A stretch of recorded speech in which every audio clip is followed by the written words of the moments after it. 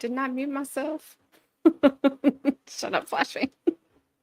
Hello, how are you? I was distracted. Can I just say that? Hello, Gabby. Hey, AJ. Hey. Sorry, that was weak. I was reading Flashman. I want to know how I am. I was annoyed because I was reading an article about Shonda Vander Ark. I have a love-hate relationship with that woman.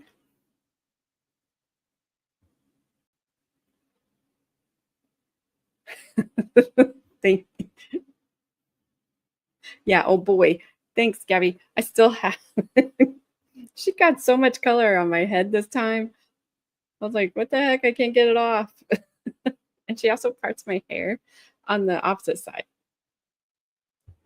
So I said, Shanda. Carmen's always correcting me because I say it wrong. Flashman, the message you retracted is it fits her better, but I won't read it. So if you Shanda, whatever, if you don't know what she did, her and her son Paul starved her son, who was 15 at the time of his death. They starved him to death. He was 68 inches tall and 69 pounds at 15 years old. And that was the second live trial I ever streamed. So it's awful. And but that was the trial that that one went, I won't say went viral, but for me it went viral. And it's still because I looked today, it's number 2, and at least not number 1 now, number 2 and number 3 of my most watched videos, and has been ever since I did day 2, but nobody could find day 2. And so for that, I'm thankful, because a lot of you, I wouldn't even know if it wasn't for that trial. But it was an awful trial. Betty's number 1 now. I don't remember which video. I was just glancing down. I don't remember which one. Maybe her first day of testimony. And then the rest is Betty. So Shonda and her son Paul, they would lock they would lock the refrigerator, lock the cabinets. Timothy was not allowed to eat. He didn't go to school. He was basically he was shackled to his bed, and they had cameras on him at all times. They would punish him by making him eat hot sauce with crackers. I think they did like wall sits. He didn't have clothes on because that was a punishment. Towards the end of his life, when he did not really even have the strength to do anything, and Paul called his mother at work, and she worked at the courthouse. She worked in the courthouse that she went on trial in. She was a lawyer. She's a smart person. I think she graduated at the top of her class. Super smart and super stupid all at the same time. You're at a courthouse. You have tons of help that you can get, and you don't get any of it. Her husband was disabled, and did he end up dying, or did he he wasn't in the house anymore. So it was just Shonda and Paul and Timothy in the house, and another younger brother who was not tortured in any way. But anyway, towards the end, Paul calls Shonda at work, and it's like, you know, he is not responding, basically. And so she was like, get some food and hold it right in front of him, because like he's faking. And because like if he tries to take a bite of it, then just take it away. He's faking. And they would do that. They would give him like frozen chicken nuggets or just nothing. He got nothing. And if he tried to get something to eat, if he would like get out of bed or whatever he could, whenever he had access to the kitchen to get some food, he would get punished because he tried to get food. And I know, Carmen, that you never thought I'd hear me talk about Shonda, or Shanda, whatever. They showed video, because there was cameras all over, of his last hours. Shonda had put him in an ice bath, trying to get him perked up instead of calling for help. We didn't watch the video, which I'm thankful for, but they described the things that were happening, and her dragging him down the hallway, and her putting him in a closet where they made him sleep on a tarp, and turning him towards the camera when he turned away, letting the dog, because she was even, I hate her even more just for this. She trained Great Danes, and I'm like, she did not even deserve the love of any animal, let alone a sweet breed as that. And she would have the dog like try to lick Timothy's face so that he would respond. Well, he didn't respond because he was starving to death. He was dying. Anyway, he dies. She calls 911. They lie. They do all this stuff. They dress him. He's 69 freaking pounds.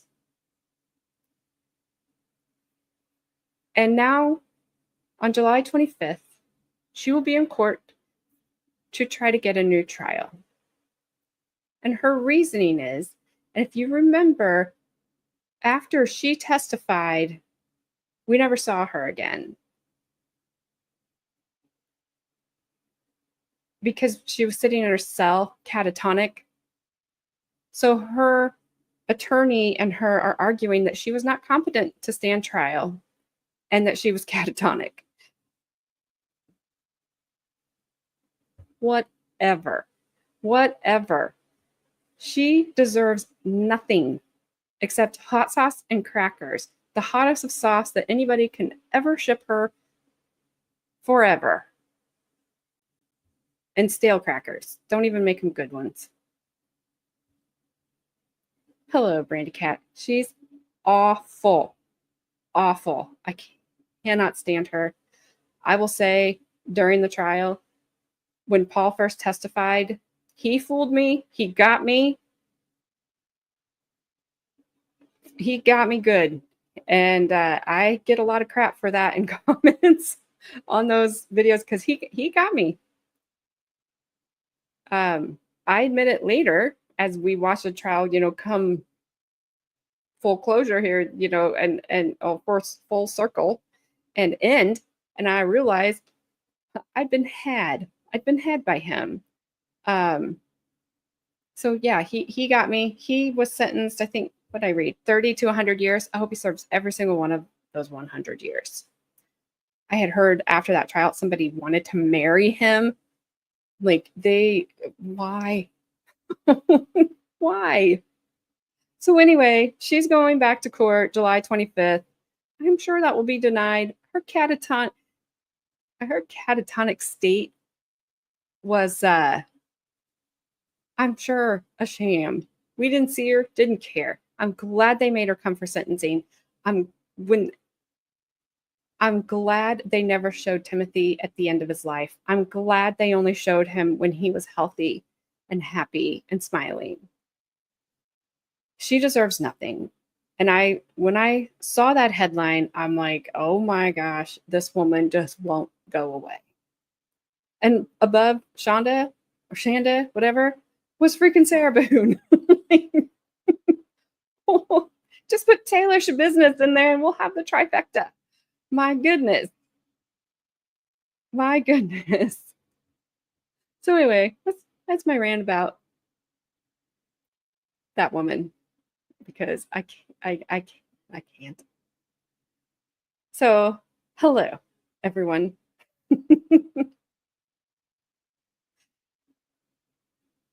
Yes, you, Gabby. Yeah, you're like dropping all the facts. Hey, Puddletown, how you doing? No, I went to Cindy to get my hair did.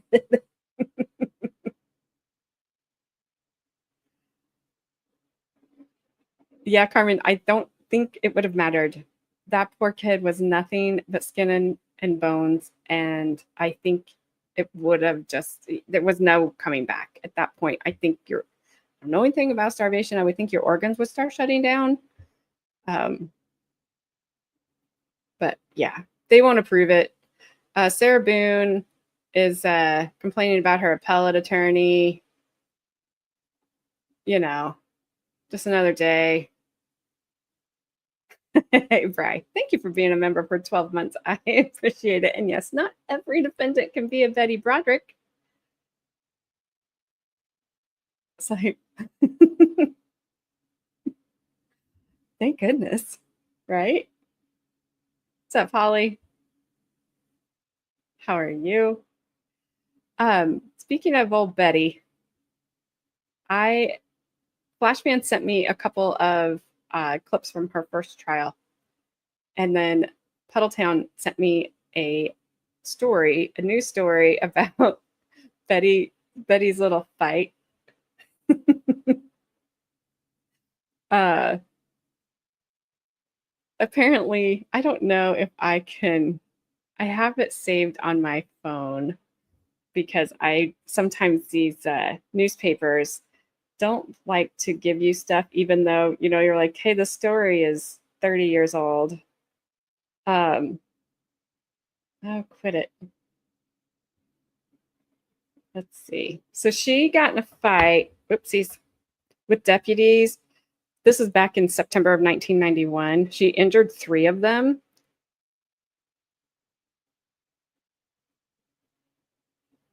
Let's see. These didn't save in order. She supposedly smeared feces on them. Her attorney, he says that didn't happen. That part didn't happen. She smeared it around her isolation cell.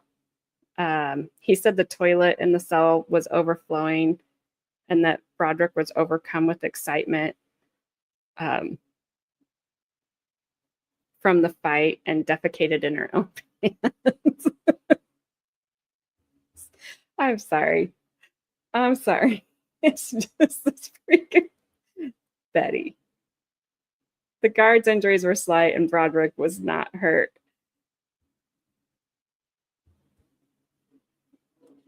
That's basically.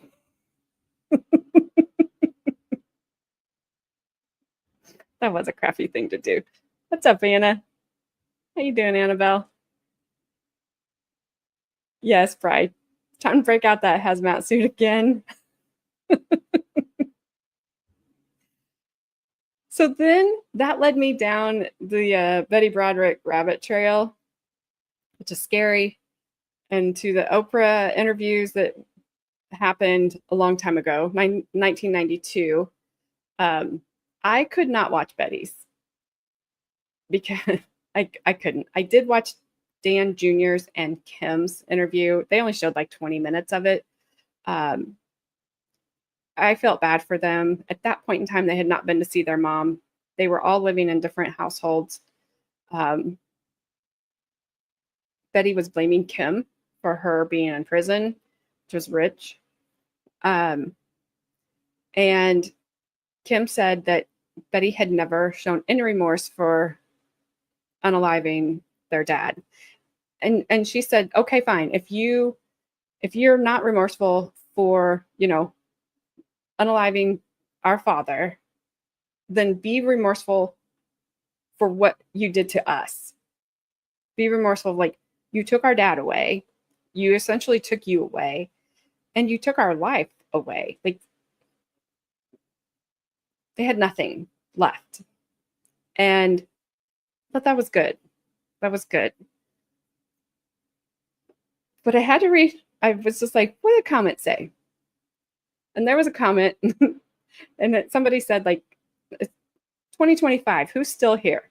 A lot of people are still there. And a lot of them said, still here, still on Betty's side. And and that's fine. Everybody is entitled to however they feel. I know Betty got screwed over. I know she did. I've said it 100 times. But it doesn't excuse her for taking 2 lives. It just doesn't.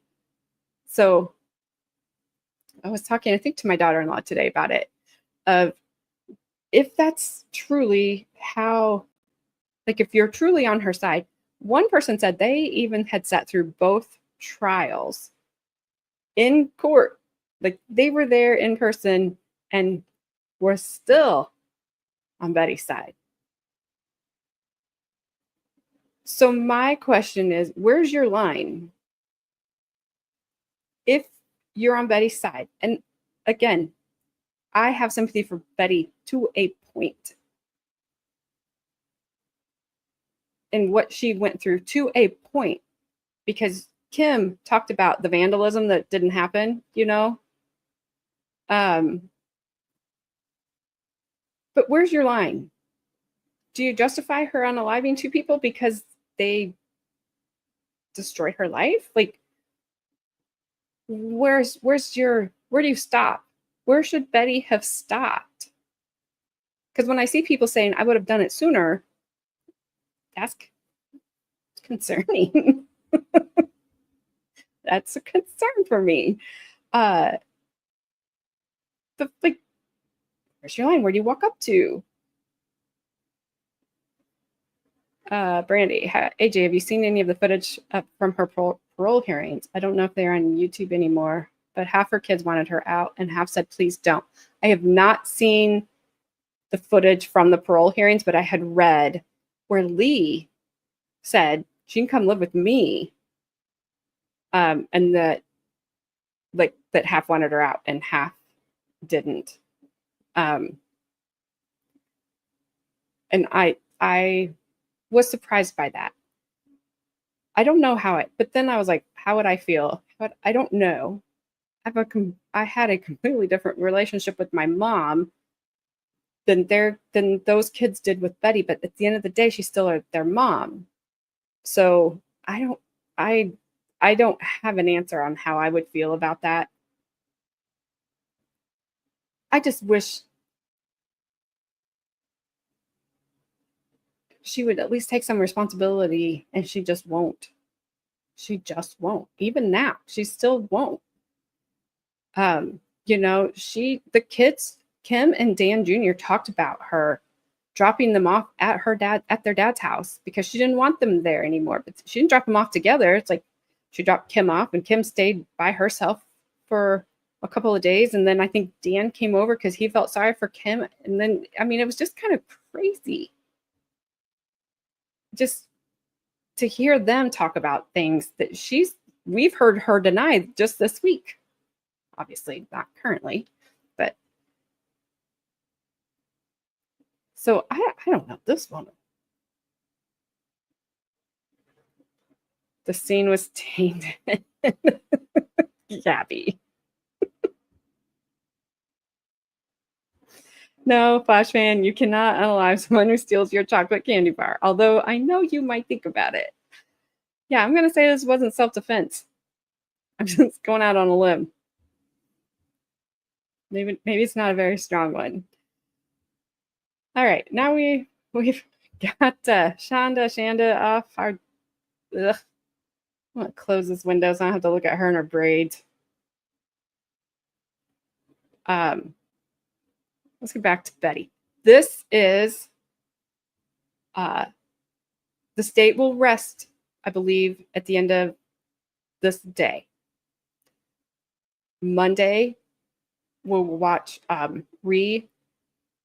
direct, and then recross, and then Betty's off the stand. So Adair, if you're out there, Adair, you better be out there, Adair. We're not done with Betty yet. We're not done yet. Hey, Tammy. Oh yes, Miss Vander Ark is she is something. The state rest is not correct. The state wraps up their questioning. That's the way I should have said that. Yes, that was my mistake, Flashman. They rest as far as their questioning goes, but they've already rested. This is the defense. Oh, it didn't leave my. Hang on. Oh, it is there. Trying to trick me.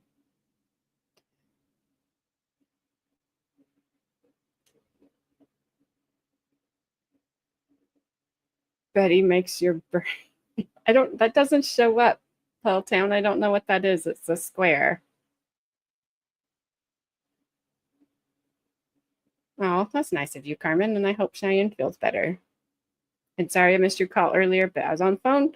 And then the second time you called, I had my hands full and I could not answer my phone. And then I've been busy ever since. So I apologize. All right, here we go. You complained about the fact that Dan Broderick would never talk to you and that he avoided you all the time, correct? Were you aware of the fact that the psychologists or even your psychologist, Dr. DeVos or Dr. Nelson, were recommending to him that he try to avoid contact with you, to try to avoid any confrontations? That they recommended to him that? No, I wouldn't know that.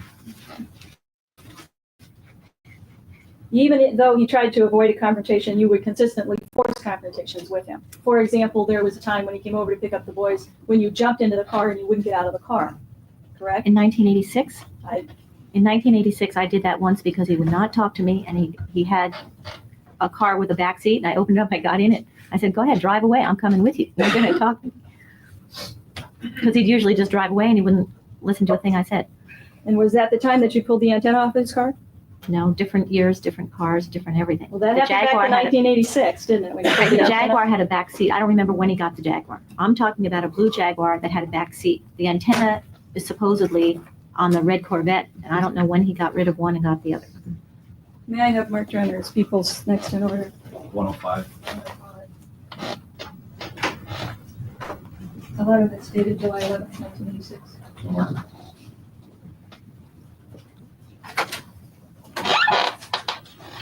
What's up, Moni G? Welcome to the squeakiest chairs in America.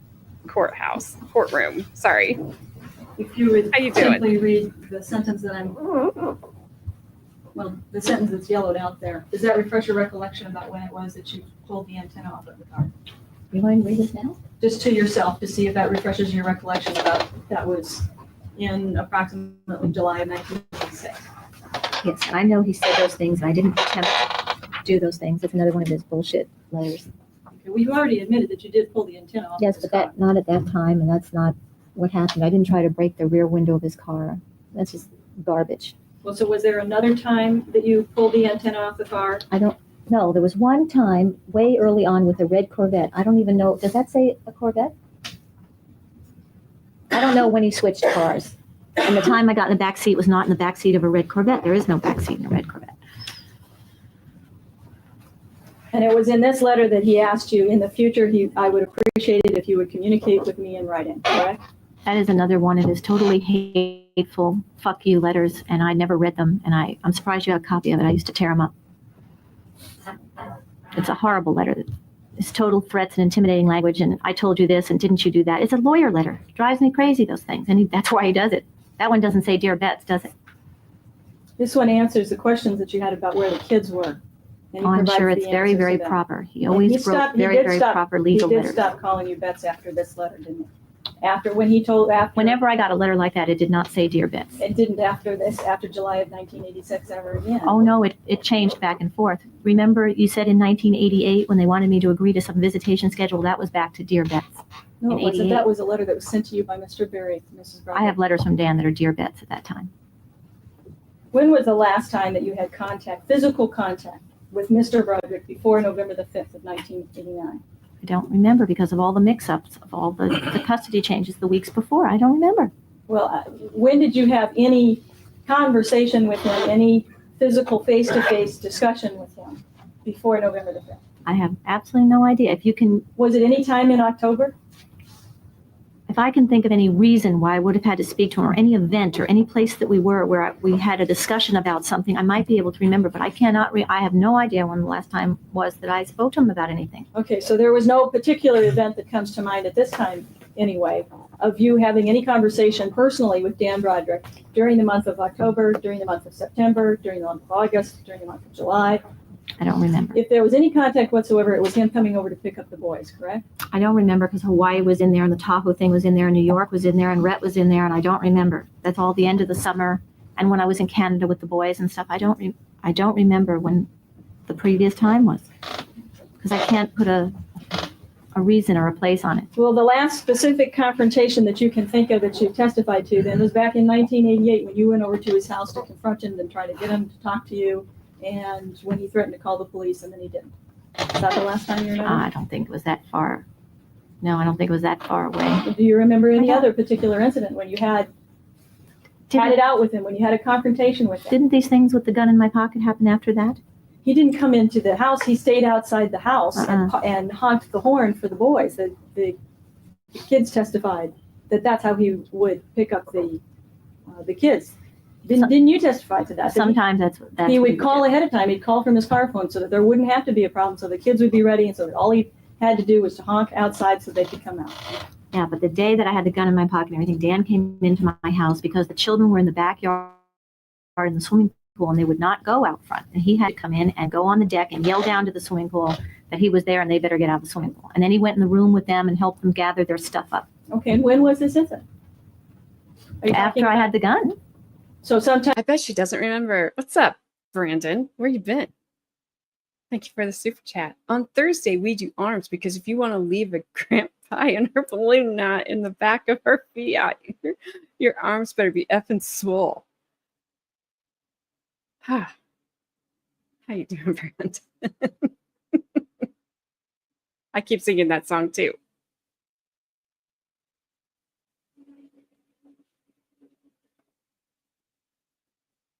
Oh. Moni. She said, how can I be a Krabby Patty watching a child with a blonde shell like her? Oh, just wait. We're all crabby by the end of the night, I promise. Puddletown came in that way today, though, because he's done with her. He's done. Good pause for you, Betty. Yep.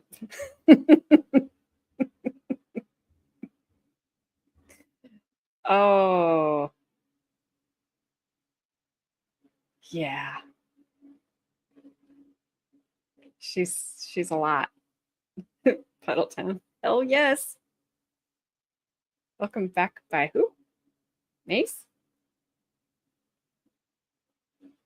I don't know why when I read that, now I've got freaking Welcome Back Cotter song going through my head. Thanks. No, you might have. You might have back in the day, Carmen. You've changed. You're better now.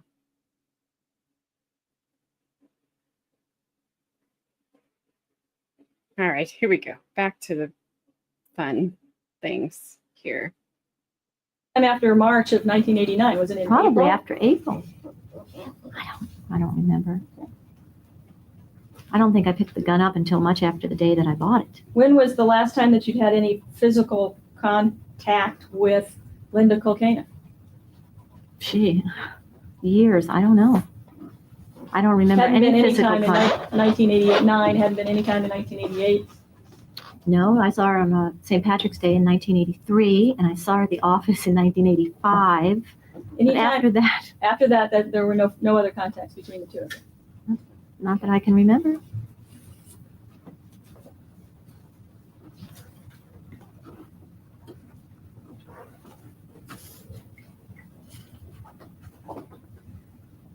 If I can have just one moment. Certainly.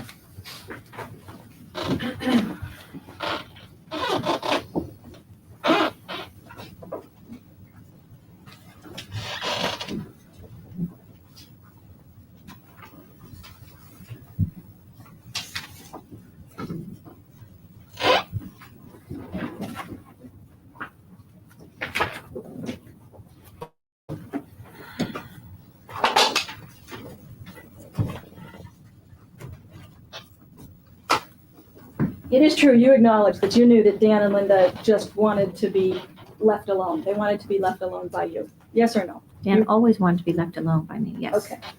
And it is true that you told Linda David sometime in October when the kids were getting ready to go to South Bend that you knew that, but that wasn't going to happen, that you were going to continue to make his life a living hell.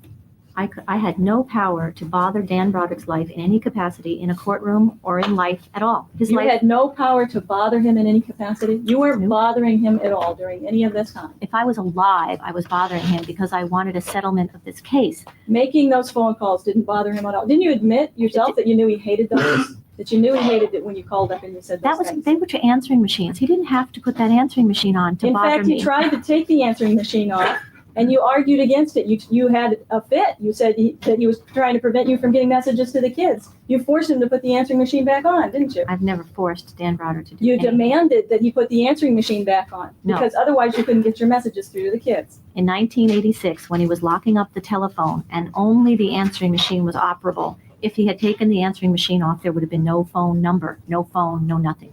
So I think you might be referring to something back then. When he tried to take the answering machine off at the very beginning because you were leaving these horrible messages, and you demanded that he put it back because he was interfering with your contact with the children. Right, because implied there is the answering machine and no phone at all available And he to tried to anyone. do it again back during those contempts. He tried to take the phone in 1987. He tried to take the answering machine off again. And again, you complained that then you wouldn't be able to leave messages for the children. It wasn't just the answering machine. He was volunteering to disconnect the phone and the answering machine entirely, and that was not to keep me from calling anyone ever. It wasn't just the answering machine. Did you not make that statement to Linda David that you were going to continue to make his life a living hell, or you were going to murder him? No, I never made that statement. Sorry. So Linda David is making that up? Yes.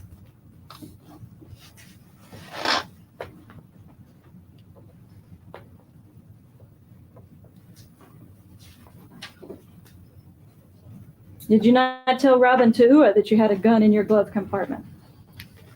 You want me to tell you what happened on that day? My question was, did you tell Robin Tuhua that day when you were angry that you had a gun in your glove Of compartment? course not. I'd never had a gun in the glove compartment of my car. Never. I didn't have. That's in, I think, 86 or 87. There was no gun to speak of. I was driving up to the house to drop off one of my children, and this maniac comes screaming out of the house that she has waving a restraining order, saying she's already called the police, and yelling at my child to get out of my car, that the police are coming to arrest your mother. I thought she was crazy. And I told her stop screaming, and there was nothing wrong with me dropping the kid off at the house. But she had called the police. She didn't call the police until after you threatened to go get the gun in the glove What compartment. gun? No. She Well, you called were the telling police. people back in 1986 that you bought a gun, weren't you? You told Melanie Fuller that you bought a gun back in 1986. No. Melanie What was knows the for a gun that fact was- that I didn't, because she had one and I didn't. What was the gun that was in the condo that was seen by Carolyn Oliver? Nobody ever saw a gun in any condo. I don't know what anybody's talking about. As a joke, we were going to tell you we sold it to some man in China and send you looking for it. There's never been another gun.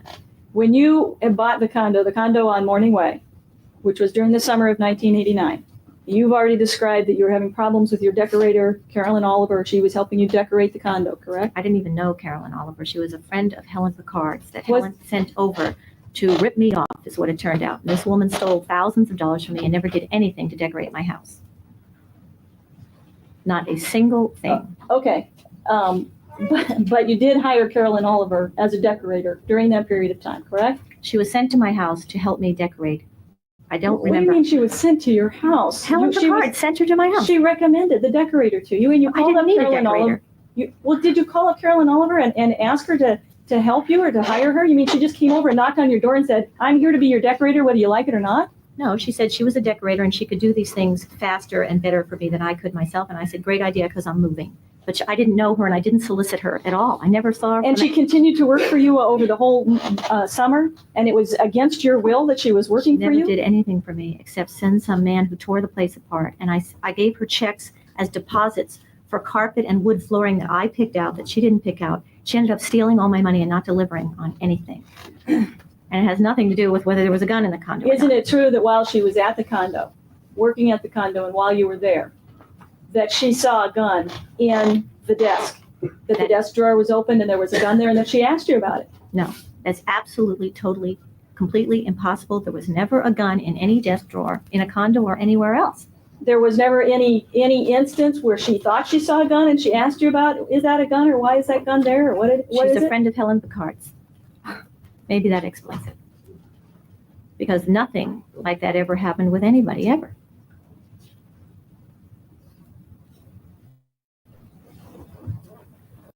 I want to be friends with Helen Picard, so she'll send decorators to my house and they'll just come in and do whatever. Also, did anybody ever stop to think that if Betty would have just waited? I saw where somebody converted the $16,000 a month to today's money, supposedly. I haven't done the conversion myself, so they may be wrong. They said $16,000 in today's money would be $41,000. So she would still be getting $41,000 a month. And I bet you that Linda and Dan would have been long divorced by now. And maybe Linda and Betty would have become friends because there would have been a third or fourth or fifth wife by this time, because Dan, I guarantee you, would have kept, he obviously is going to keep getting older, but I bet his wife's kept staying young if she just would have calmed down. She could have made it. She could have had it all. I don't want any expensive ones. Let's go. It does buy a lot of commissary, but she ain't getting it. Ew. Yeah, that's not a lot.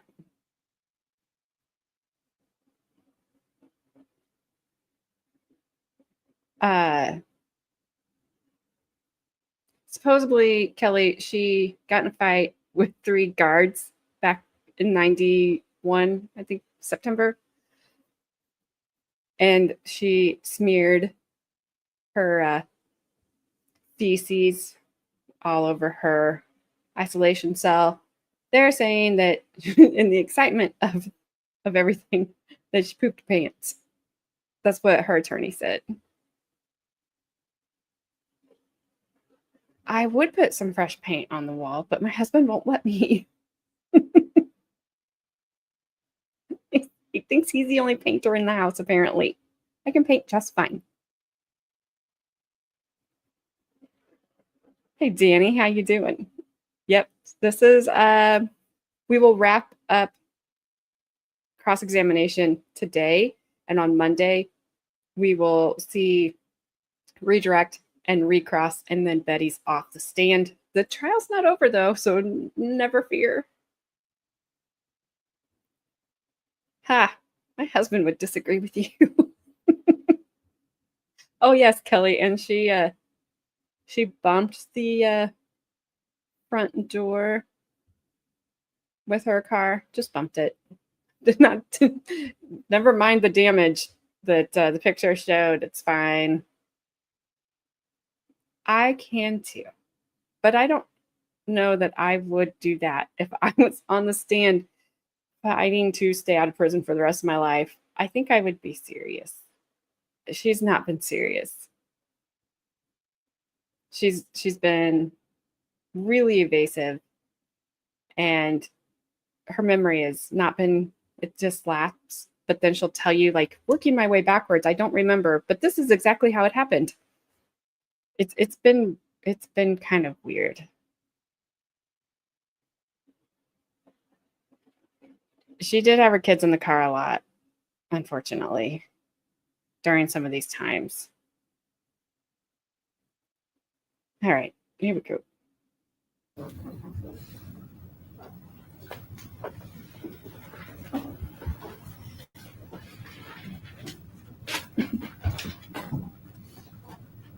Your Honor, I don't have too much left, but perhaps this would be a good time to break.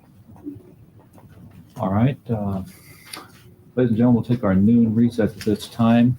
Please remember the admonition not to discuss the case among yourselves, nor allow anyone else to discuss it with you, nor form any opinions until it's finally submitted to you. See you at 1:30. Have a nice lunch. Thank you, Your Honor. Mrs. Broderick, before we finished before lunch, we were talking about this particular order that I had showed you with respect to switching weekends. Your Honor, may I have marked as People's Exhibit 106 and order of the court dated September 22nd, 1989. I see that. Certainly.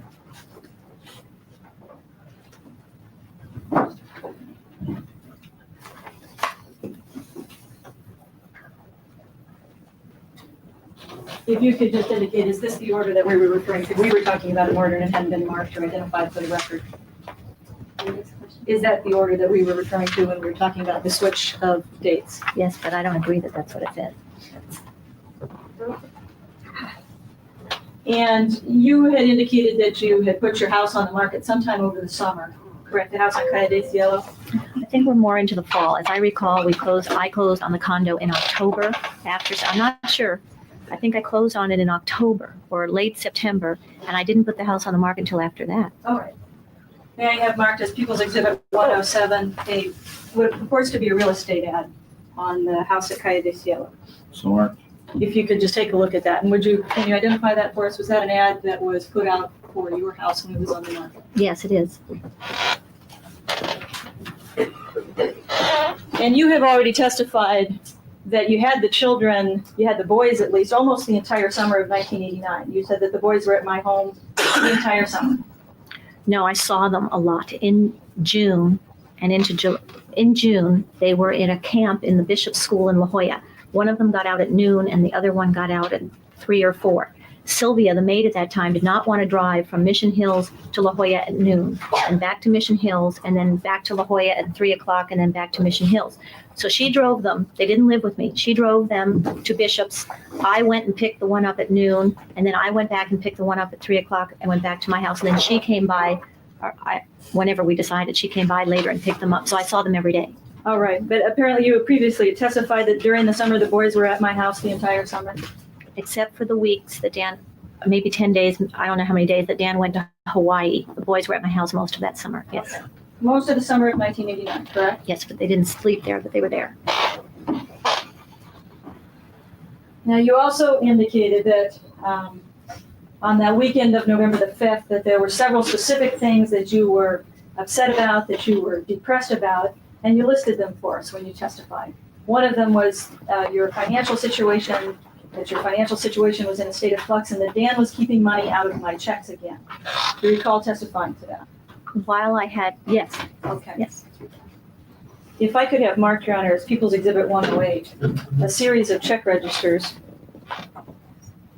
series of 3 check registers. And if I could show you the one, So marked. thank you, that is marked on the outside number 2 for the dates of August 89 through November of 1989. Is this your check register? Yes, And does it have the deposit record on there in the first page? yes, And does it indicate that you deposited $16,000 on November 2nd of 1989? yes. Oh, you want that? Okay, sure. Does it indicate that you deposited $16,000 on October 3rd of 1989? That you deposited $15,000 on September 6th of 1989? Yeah. That you deposited $16,000 on September 5th of 1989? Yes. And that you deposited $16,000 on August 7th of 1989? Mhm. And those were all based on checks that Dan Broderick had sent you for support during that period of time, correct? If you could also identify this next check register that's labeled number 1, does this appear to be your check register with the deposits between March of 89 and August of 89?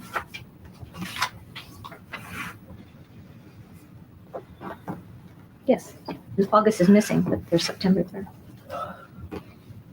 Okay, March of 89 through, there's a deposit, the last deposit is September of 89, correct? Right. And the last one, if you could identify, is this your check register for the period of January of 89 through March of 89? Yes.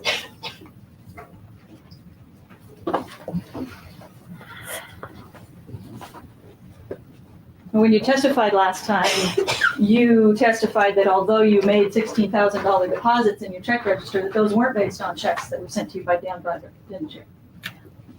I had a system with my accountant that no matter what Dan sent me, I would put 16,000 even in the account for accounting purposes. Well, when you look at the check register that we just looked at, the first one that's for January through June of 89, there isn't any even $16,000 deposit on there, is there? You should, well, these might be different accounts, you know. My question is that the last time that you testified. Yes, this is a different account.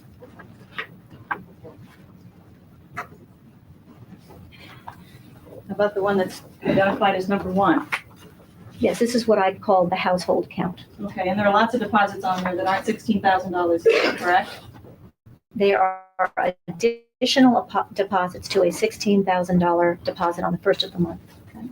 The last time when you testified and you were showing your register, you acknowledged that you deposited $16,000, but you said those weren't based on checks from Dan, didn't you? They were not necessarily, yes, exactly based on checks from Dan. May I have marked as People's Exhibit 109, Your Honor, a series of just 4 checks. So marked. And can you identify these checks? These are checks that are exactly $16,000, 4 of them. Sent by Dan Broderick to you. Right, and I would have put them in exactly like that with no additions or subtractions or anything. And that's for the months of August, September, October, and November of 1989.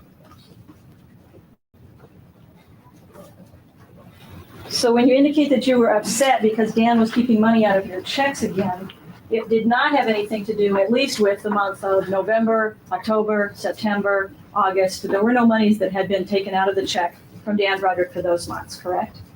It had to do with him fining me for supposedly scratching that picture that I had nothing to do with. And I was under the understanding that I had court orders that he was not allowed to fine me. With respect To to those 4 your months, no. statement that Dan was keeping money out of my checks again, and that's what you were so upset about on the one of the things that you were upset about on the morning of November the 5th. Yes, It is true, is it not, that he had not kept any money out of your check for November? Yes or no? right. No, rephrase it. He had not kept any money out of your check for November, correct? Correct, we've already said that. He had not kept any money out of your check for October. For those 4 months, he hadn't, but before that, he had, again. When there were court orders that said he wasn't supposed to do that.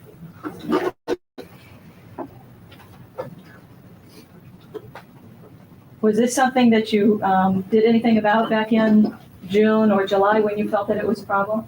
I called Walter Mond, who was my attorney at the time, and I said he is not allowed to do this, and he's only testing the system. He's like he did last time with the fines. You know, the fines built up and built up and built up until I owed him $1,300. So I figured he was starting that process again of testing and testing how far he could get before I was forced to court to pay lawyers to get another court order to fix it again. And it was clear And I that was very upset. Okay, and it's clear that he was not testing you in any way, shape, or form in August or September or October or November before November 5th, 1989. I was just With saying respect to those checks. what I felt when he did it. Okay. And when I went to Walter Mond, I felt that he was setting me up to And take this is- advantage again. This was something that you were still upset about on the morning of November the 5th? On the morning of November 5th, it all came back to me what he had done before and what it seemed to me he was doing again, yes. You also indicated that you were upset that morning because Dan had refused to let you see the children on Halloween, correct? Yes. And that's not true. You knew that that was not true, isn't it? What are you referring to? You knew that Sylvia Cavan, that Dan Broderick had given the boys the opportunity to go anywhere they wanted for Halloween. No, that's not right. The boys and I, ahead of time, asked weeks ahead of time if they could spend Halloween with me, and Dan said no. Absolutely no, And you didn't for hear no reason. Sylvia testify the last time that she was there when there was a discussion between the boys and Dan about what they wanted to do for Halloween? Your Honor, I'm going to object, Your Honor. Hence is sustained.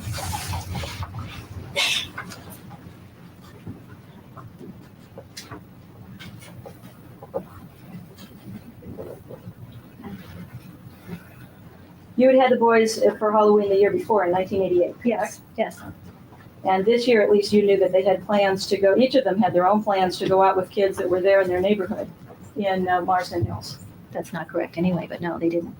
And they didn't do that on Halloween night? That's subsequently what they ended up doing, because Dan had no interest in them being home or trick-or-treating with them, and he let them spend the night at friends' homes that were not in Marston Hills. Is that something that you were thinking about on Yes. November the 5th? Yes, because it was typical that he wouldn't let me have my children. The children wanted to be with me, I wanted to be with them. It was a special, memorable time for us. I made a big deal over everything and pictures and tradition. It was a tradition, and he had no interest in carrying on the tradition, but he had an interest in keeping them from me.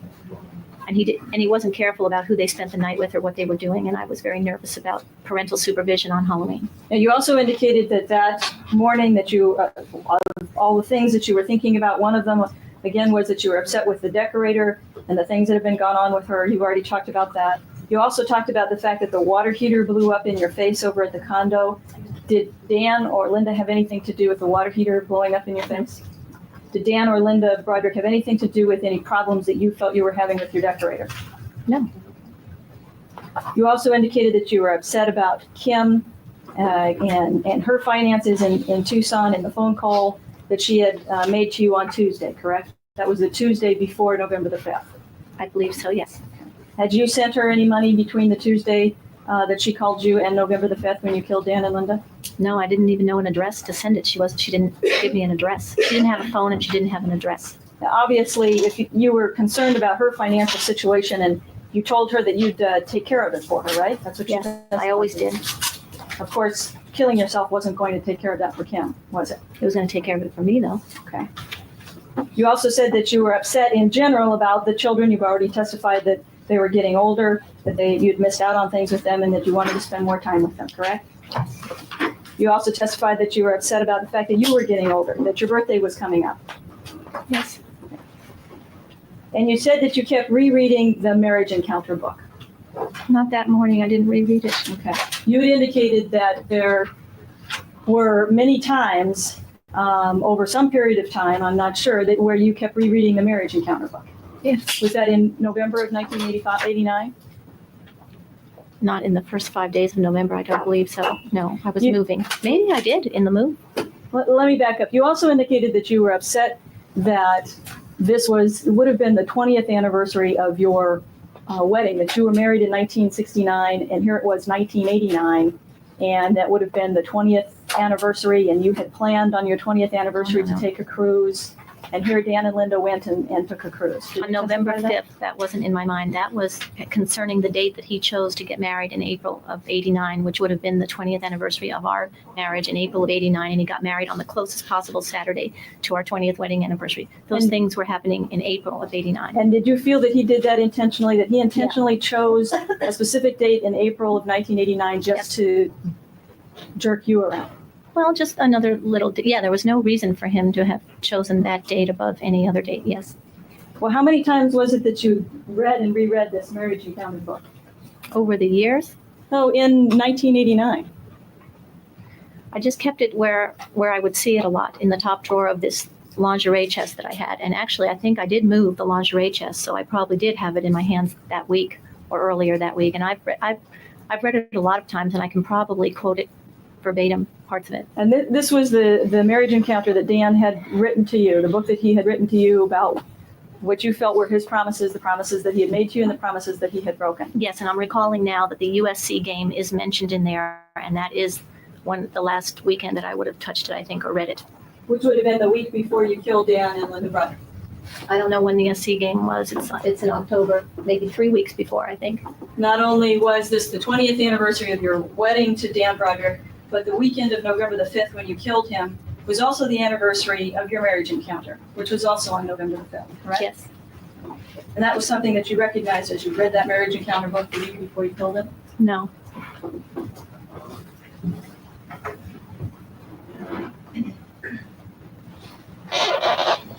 That was a marriage encounter book that had been written 13 years before, correct? As I testified last time, I was Excuse me, unsure. Had it been written in 1976? Last year, I was not sure of the year or the date at all. It wasn't until we found the other one that the date came up. And was that written 13 years before? 76, November 5th, 76. So is that 13 years before? Yes. Now, you also testified that on that Friday, November the 3rd, that you did go to see your accountant, Mary Dietz. I think that's what things say. That day, that Friday, yes. I think that's what the appointment was that day. Her stuff was still on the seat of my car, and you ended up with her stuff. So you had testified that that morning, before, that's why you didn't think you went shopping with Lee. That morning is when you went to see Mary Dietz, which was on the 3rd of November. I believe that is what I did that morning, right? And you talked to her about your financial situation. She didn't give you a big picture of gloom with respect to your financial situation, did she? No. Okay. In fact, there was reason to be optimistic about it. She talked to you about the fact that you could even hold on to your house at Calle de Cielo as well as the condo. You had enough money to hold on to both properties. It was an introductory for both she and I meeting, and we discussed all different possibilities. She had computers. We needed more information, but it was an okay meeting. It was a first time meeting. So we didn't come to any conclusions about anything. So that wasn't. Lesko, it's the last time I ever asked you to share a funny story. So she was reading the marriage encounters, Moni, because they had gone to like a marriage encounter weekend when they were trying to, work through things or what have you. And then she supposedly kept rereading it. She supposedly was the only one that did any work on the whole thing. She, it was her. Because she's Betty and she's perfect.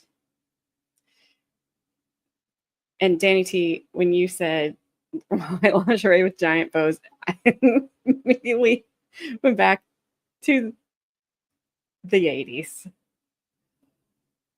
Whew. Not because I owned any of that stuff. I was too young. I was too young back then. Goodness. There's truly a part of her, if you really look at her, that thoroughly enjoys what she did. Yep, there's no regrets. She feels she was definitely vindicated for what she did because of what she thinks he did. Exactly. So here is the link to the experts stream that he did earlier today. Our friend Zach was on there. Zach is near, or lives, I believe, by the flooding that's in Kerrville in Texas that has been so awful. And I don't know how else to describe it because it's been bad. So if you want to go take a look and hear what Zach has to say about that, that is the link for that. I will be watching it later. Yes, we do love Zach. Absolutely. 100%. He does owe me child support, but that's okay. I won't unalive you.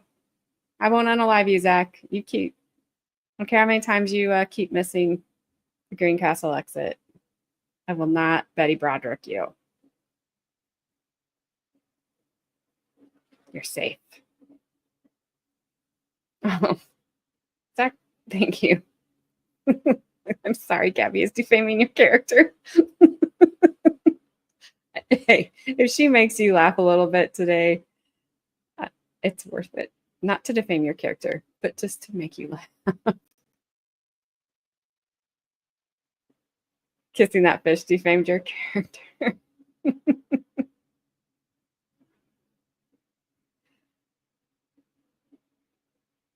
Yes, she's going to let that one slide, Zach.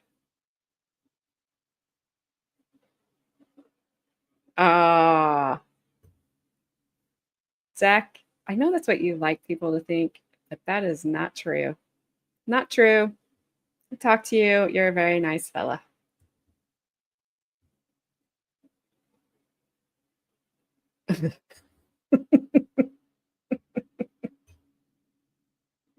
She deserves all the pettiness, dog mom. You go for it.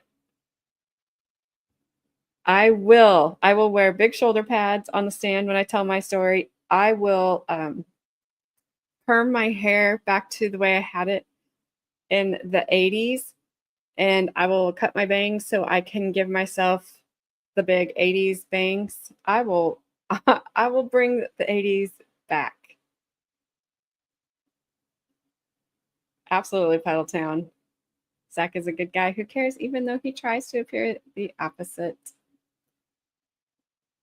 Very, very true. What's up, Iris? When did this channel become the We Love Zach fan club? About 5 minutes ago.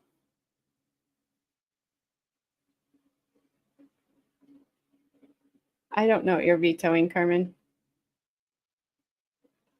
Zach's one redeeming quality is kissing fish. I can't even talk. Yes, I am with Flash Fan. Roaster Dog Mom, we're here for it. Absolutely. Thank you, Gabby, for the $2 super chat. Zach is an extremely nice guy. That is a fact.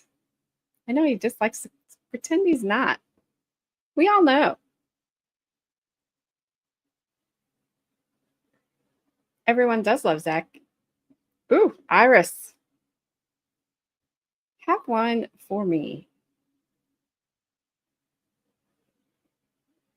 That sounds like fun. My state just made it so that Carmen. No. My state just made it so that we could have happy hour again. They outlawed it. You can't have drink specials for like just women or just men, but you can have happy hour for everyone. I'm completely surprised I still have hair on my head from living in the 80s, teasing to death, putting Aquanet on it so I could withstand the EF5 tornado winds. I had Miss Clairol in the purple bottle. Yes, it was never moving. You wish. No. Carmen? No.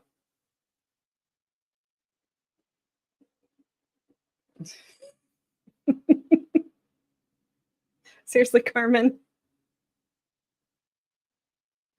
Zach is an interesting person. Oh, now you're blushing. Gabby.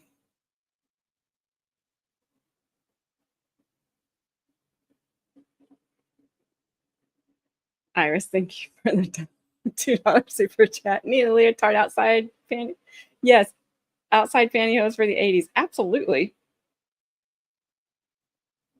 Absolutely. Okay, I'm going to let Betty have it.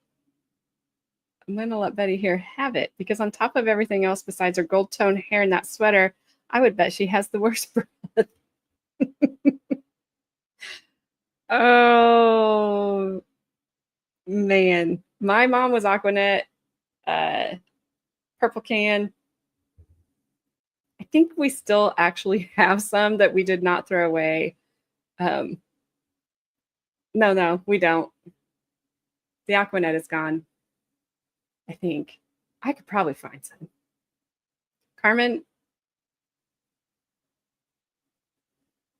I remember that shampoo. Gee, your hair smells terrific. Salon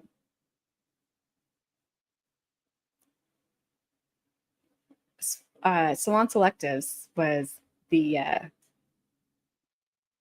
best smelling stuff back then. What state outlaw ladies' night happy hour? Indiana. But it's back now. Now, you would have thought that there was just going to be chaos in the streets when it came back, but it's been okay. It's been okay. I promise. I've not been to one, but it has been okay. Saying Zach is an interesting person. Flash fan is as close to a compliment as you can get. You can. Super strength, yes. Extra firm, Aquanet, girl right here, and I will give it up to the authorities that I probably am the cause of the hole in the ozone layer. It does do that. Oh, Breck, I remember that. Sorry, Carmen. Yep, no takesy backsies. Did that not just smell the best? I don't know why they got rid of it. Also, Shinny, can I opt out of the crown thing on my channel? I thought people had to opt out of it individually. Oh my gosh. That was the worst. Trying to get that stuff off of anything was just the worst.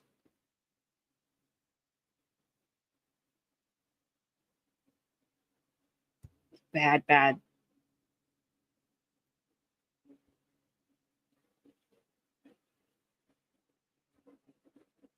Wait, I missed your other.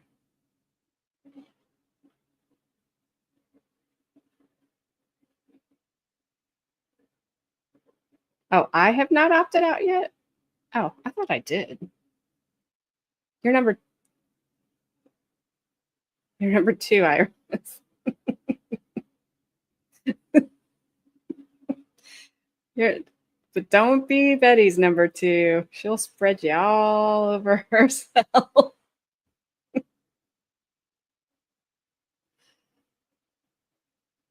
Ha.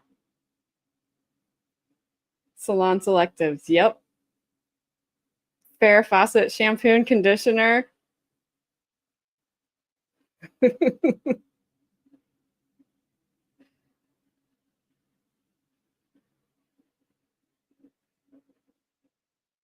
Almost done with sardines and back to cleaning up. All right, Zach. You be safe. Who does number 2 work for? I don't know. Who is number 2? I just was saying a Flash fan.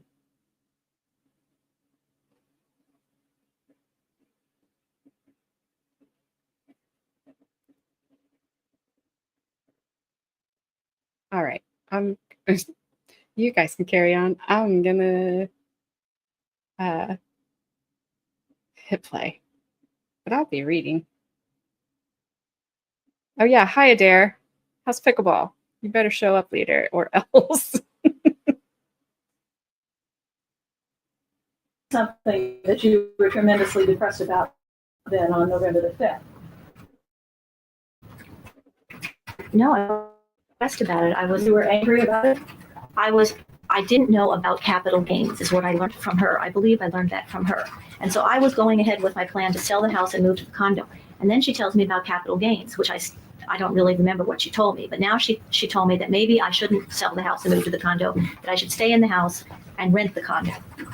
And you were angry about the fact that if you sold the house that you wouldn't clear anything more than $50,000 or $60,000. Isn't that what you said to Gail Forbes, to Helen Picard? I heard those 2 people testify to that, and I laughed because I had no idea, and neither did Mary Dietz, of how much I would have been able to sell my house for, or how much ended. So that those 2 people had opinions as to what I would have ended up with after the sale of my house is ridiculous, because nobody could have told us that at that point. The house hadn't when been you sold. talked to Mary Dietz, didn't she write down some figures on some pieces of paper? How if you deducted the improvements on your property, how much you were going to recover? I don't know if she made notes. She was going to do things on computers. You have the whole packet that I got from her that morning, and I never consulted it again because that morning was Friday, and I ended up in jail on Sunday. So if she made those notes, I didn't further investigate them. So when Gail Forbes indicated that you were angry about it on Friday and that you had made this statement about only clearing $50,000 or $60,000, and when Helen Picard made the same statement that you were angry about the same thing on Saturday morning about only clearing $50,000 or $60,000, these were things that these 2 women were independently just coming up with? Not independently, they did it together. They're very good friends, and I don't know where they got that from because that is not a fact. No one knew what I would sell anything for or what I would net or what I owed in taxes. I didn't know, Mary Dietz didn't know, and I don't know how they would have known. There were too many unknowns. The next morning, you had the children on Friday, you picked the children up. The next morning on Saturday, you went to the condo on Morning Way, correct? To That's pick where up you, a soccer uniform is my recollection, yes. and that's where you saw Helen Picard. That's where she barged in on us, yes. Okay. And after that, you went to a soccer game with Brett. Yes. And But I had to have gone somewhere first because somewhere Danny got lost there. So I either put him home or I put him somewhere else because I don't believe he was at the soccer game with me and Rhett. after the soccer game, you then went back to the house and picked Danny up, so you had both boys. And that's when you went to the South PJ Hathaway. Yes. And you had that conversation with PJ Hathaway, was angry about your financial situation that he testified to. Why that? No, I didn't make all the statements he testified to. The conversation I did not talk about my divorce with PJ Hathaway. What came up was Kim. PJ knows Kim. And so Kim came up, not the divorce. And what Dan was supposedly, what Kim told me Dan was doing to Kim is what came up in that conversation, Did not you the make larger this- picture of a divorce. Did you make any of the statements that PJ Hathaway testified to? Your statements about wanting to kill Dan? I don't remember his precise word stuff. It wouldn't have surprised me if I would have said that son of a bitch, I want to kill him and stuff. It wouldn't surprise me if I said that because you of were what I very felt he angry was at the doing time. to Kim. Yes, about what he was doing to Kim. After that, you went grocery shopping for dinner, correct? That's what my checkbook says, but we went somewhere. It could have been before the beach for all I know. I don't remember. And you invited Brad Wright over for dinner, and you cooked dinner, and Brad Wright came over for dinner, correct? Right. And Brad Wright testified that during dinner you were normal, you weren't crying, you weren't hysterical, you weren't depressed, you had a normal dinner, you watched TV after dinner, you didn't go to bed till between 9:30 and 10 o'clock, correct? No, not correct. Brad says that he had a normal dinner and he watched TV and he went to bed at 9 and 10 o'clock. I didn't have any of those things. I don't remember dinner. I don't remember fixing it. It's my recollection, I went to bed around 6 or 6:30 and I don't remember watching TV at all. You don't recall Brad Wright testifying that you went to bed between 9:30 and 10 o'clock. That's what he thought, yeah. And now you're saying that Brad Wright is mistaken about that. I don't know when you asked him that. I don't, They asked him that when he was on the stand. no, I mean, what was the soonest time you asked him to restructure what we did that evening? I don't remember. All I remember is what I think I did. I was very upset and very depressed and very tired and dragging around. And I was always tired because I hadn't slept well, a single night's sleep in a very long time. And these are the ways that you're describing yourself that weekend, but it's not the way that other people were describing you, correct? Other perceive me differently. So you went to Sunday morning. What time was it that you got up? I got up several times during the night. I don't know what time it was that I got up and stayed up. You indicated that when you got up and stayed up, that it was already starting to get light. That's what you said, correct? I don't remember. All I remember is I went in the kitchen and I was kind of dragging around and I don't know if I made coffee, but I sat on a bar stool and I started reading a newspaper. I don't know. Where if it did you was get the that- newspaper? I'm just saying, I don't know if it was that day's newspaper. I don't remember going out and getting it off the driveway. So what I'm thinking maybe when I'm trying to guess and piece things together is maybe Brad brought it in the night before he went to bed. Or maybe it was a newspaper from a former day. I don't know. Well, what time of the morning was it when you were sitting there in the kitchen reading the newspaper? I don't know. Was it 5 still or 6. dark? I didn't look out the windows. I don't know. I had the light on. How long did you read the newspaper? I sat there and I kind of I didn't read the newspaper. I looked at it and nothing was going in my eyes. I was flipping pages and stuff. So I really didn't read it. I was just doing something. And then you said that you picked up the letter from Kathy Cafaro and you read that letter, correct? Yes, there were letters that had arrived. A bunch of mail had arrived and I was quiet. And so I had time to read the letter right. Now, you previously testified that you had received that letter at least 2 or 3 days before, correct? At least 2 or 3 days before Sunday. I don't know when I received it. It had to be Friday or Saturday Did you because it's testify dated before? November 2nd. Right, and you testified before that you had received it at least a couple of days before, that you'd read it enough to know when you received it, that he was threatening contempt, jail, fines, etc.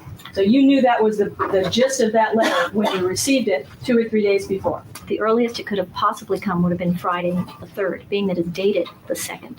So I wasn't clear on when it came. And when it came, I didn't read it. I looked at it and I saw what it was and I flipped it on the counter because it was the weekend already and I was busy. Did you not testify before that you had had it a couple of days, 2 or 3 days I had the letter? By the time Sunday came, yes, that's right. And did you also not testify that you opened it up, that you read it, and that it was, as far as you were concerned, threatening contempt, threatening jail, threatening fines, threatening to haul me back into court? and that you read it enough on Friday to realize that. I read it enough. Yeah, I looked at it, perused it enough to know what it was. Yes. Okay. Now, on Friday after you received that letter, it was clear to you that the letter did not come from Dan Broderick. It came from Kathy Cafaro. No. And went to Walter Mond. No, all I saw was a letter with Daniel T. Broderick, real large at the top. To me, that's a letter from Daniel Broderick. Whether Kathleen Cafaro signs it or not, it's a letter from Dan Broderick because she's his employee and she wouldn't do anything that he didn't order her to do. Well, if you read it enough to know that, at least as far as you were concerned, it was threatening jail, etc., then that's consistent with you complaining about that with Lee on that Friday as well, isn't it? Yes. And it's consistent with you complaining about that on Saturday with Helen Picard, that he was threatening to take you back to jail based on this letter that he sent you, correct? I felt that he was threatening to do things, right? And on Friday, after you received this letter, did you call your attorney, Walter Mond? No, I didn't read the letter. I threw it on the counter. I didn't do When anything. you read it enough to know that in your mind he was threatening contempt and jail and fines, did you call Walter Mond to ask him about this letter or what to do about it on Friday? No. Did you call him on Saturday? No, I wouldn't. No, I'd never call him on a weekend. This letter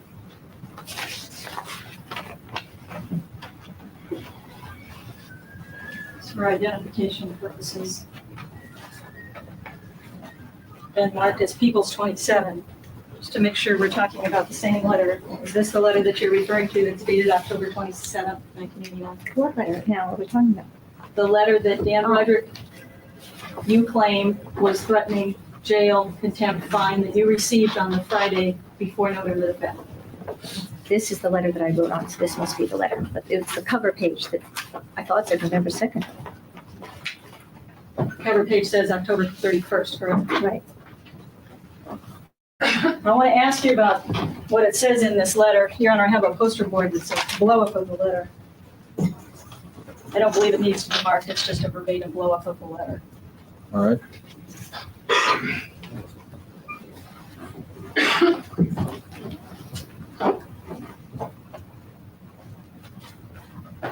With respect to the first paragraph says, enclosed, please find a verbatim transcript of just a few of this week's obscene messages left on my client's answering machine by respondent. You will note that all three of these messages are directed to the children. Needless to say, my client and his wife are very upset that this type of behavior is still occurring, not to mention the effect it has on his sons. I am writing to elicit your help in getting respondent to stop this offensive conduct. Now that when you read that first paragraph, it was clear to you, obviously, that this was written by Kathy Cafaro to Walter Mond, in which she was asking Mr. Mond for some help to get you to stop leaving those messages, correct? I've testified over and over and over. I did not read that letter like you just read it. I only got impressions from that page. The impression was it's from Daniel Broderick. I Ms. didn't know it was Broderick, from Cafaro. I don't want to confuse you. I'm not talking about now when you read it on Friday. You testified that you read it on Friday enough to know that you felt it was a threatening letter. Now I'm talking about when you sat down on Sunday morning and you had the time to actually sit and read it, to figure out whether or not it was threatening and what it was actually saying. And then you did read the full and complete letter on Sunday morning, correct? Yes. And when you read that first paragraph, it was clear to you at that point that this was a letter from Kathy Cafaro to Walter Mond that Walter Mond had forwarded to you, correct? Your Honor, I have an objection, Your Honor, ask me in oral. Was that not clear to you when you read that first paragraph? I told you, even if it's signed Kathy Cafaro, that's from Dan Broderick. It was clear to you that it had been sent to Mr. Mond. Mr. Mond is the one that sent it on to you. He sent the cover letter with it, correct? It came in an envelope in Walter Mond's office. Do you have the actual letter? It came in an envelope from Walter Mond's office, and it had a cover letter on it from Walter Mond. Here's the envelope from Walter Mond's office, correct? I'm not sure because I got so much mail. This envelope says November 2nd on it, so that's where I got the idea of November 2nd. Here it is, People's 27. I'm not sure if this is the envelope from that letter, but yeah, it would have been an envelope that looked just like that. And there was a 2nd. cover letter from Walter Mond that included the enclosure of the letter from Kathleen Cafaro, correct? There was a different letter. This could be the wrong cover letter to this letter. There was a different letter from Kathleen Cafaro, the same within a day or so. This letter says, Dear Mr. Mond, correct? It's signed Kathleen Cafaro, correct? Right. I think the other letter says the same two things. Okay, and when you read this first paragraph, it was clear to you that she was requesting help from Mr. Mon to get you to stop leaving the obscene messages, correct? I don't know if Was that's, there anything you didn't understand about the first paragraph? that I didn't understand about it? No, no. I would just request, show her below that, put it in the position where she can see. Well, I've got the letter there in front of me. Okay, now what's the question? Was there anything you didn't understand about the first paragraph? No, I understood they were threatening to file contempt again because I was yelling at the phone machine because Linda was on the phone machine again. I complained to Walter Mond about this being an ongoing problem, and I was hoping that he'd do something about It it. is true that you had left messages on the machine to the children in which you were calling Linda again, correct? Linda was not supposed to be on the answering machine. Mrs. Broderick, is it true that you left messages on the machine, no matter whether you liked the fact that she was on it or not? Absolutely. Where you called her Right, and where you talked about also eccentric. etc. Right. Okay. There wasn't any necessity on your part to leave messages like that in order to leave a message for your children or to talk to your children, was there? We've already gone over this a million times. Okay. I'm trying to Mrs. return Broderick, messages to was my there a son. necessity for you to call Linda those words, to say those things in order to leave a message for your children to return your call? Was there any reason you had to do that? Your Honor, it's argumentative. She's already answered that. Overruled, Sencroft. Go ahead. What do you want to know? Is the reason you had to continue to use that language that people had been asking you not to for years? Because people have been asking her to stay off my kid's phone line for years. Yes, And this was Linda Broderick's phone in Linda Broderick's home. that's what she wanted to think at this time, yes. And she then had the right, she thought, to keep me from contacting my kids, which was, she We're not didn't have talking that right. about staying, not having any contact with your kids. In fact, you just acknowledged you had a lot of contact with your kids during this period of time. Not They this were- period of time. Let's go on to the next paragraph here. This is where he talks about the contempt. You should know that since Judge Howard's final ruling of January 30th, 1989, respondent has committed at least 20 separate acts of contempt, of which we have documentary proof. Although my client would prefer to avoid filing contempt charges against respondent, he is prepared to do so if her odious behavior does not stop immediately. As you may know, respondent was ordered to pay $26,000 in penalties and was sentenced to 25 days in various contempt violations in the past. I firmly believe that if my client and I are forced to seek the court's assistance in enforcing the restraining orders in existence, another jail sentence will be imposed. That's the paragraph that you're talking about, correct? That you felt, that upset you, that you felt was threatening contempt and jail. Is that correct? Exactly. Another jail sentence will be imposed. And it was clear to you that it said, although my client would prefer to avoid filing charges. It was clear to you at this point, no charges obviously had been filed, correct? Not that I knew of. And it was also clear that it says, I firmly believe that if my client and I are forced to file contempt charges, that another jail sentence will be imposed. Again, it was clear to you once you read the letter that no contempt charges had been filed, correct? I already answered that, yes. And obviously you had control. You had control over whether or not contempt charges would be filed by simply not leaving the messages on the machine in which you referred to Linda as you referred to her, correct? I don't answer that question. Well, you had a choice. You had a choice of either continuing to do it like you had in the past or not doing it if you didn't want to go for it, correct? Not yelling at her to get off the machine? Using the language that you used consistently on the machine. That was your choice, wasn't it? Yes, and it was her choice to get on the machine for the sole purpose of driving me crazy, All too. right? Let's assume that that's a fact. It was also your choice not to continue to leave those messages. No one was forcing you to do it. No one was holding you a gun to your head to make you say those things. It was your choice to do it or not, correct? Right. The third paragraph, the Brodericks would like respondent to know that the phone ringers have not been turned off on the phones in their home since the first day school started. Perhaps you should also tell her that every morning the boys feed the dogs in their backyard and therefore cannot hear the phones ringing at that time. This is where they were Monday morning when respondent called. On Wednesday morning, she called approximately 15 minutes after the boys had already been picked up for school by the bus. It's clear to you that they're attempting to explain that the ringers had not been turned off, that nobody was trying to prevent you from getting through to the boys. When you called, the boys were at school. They were gone. They weren't there. They couldn't immediately This is return your call. lies. This is legal posturing. This is bullshit. This is after the fact. This is not true. Sylvia Cavan said that she told me when she came to work that the ringers were turned off again. These are lies. But it was the same thing going on again, and Sylvia already attested to that.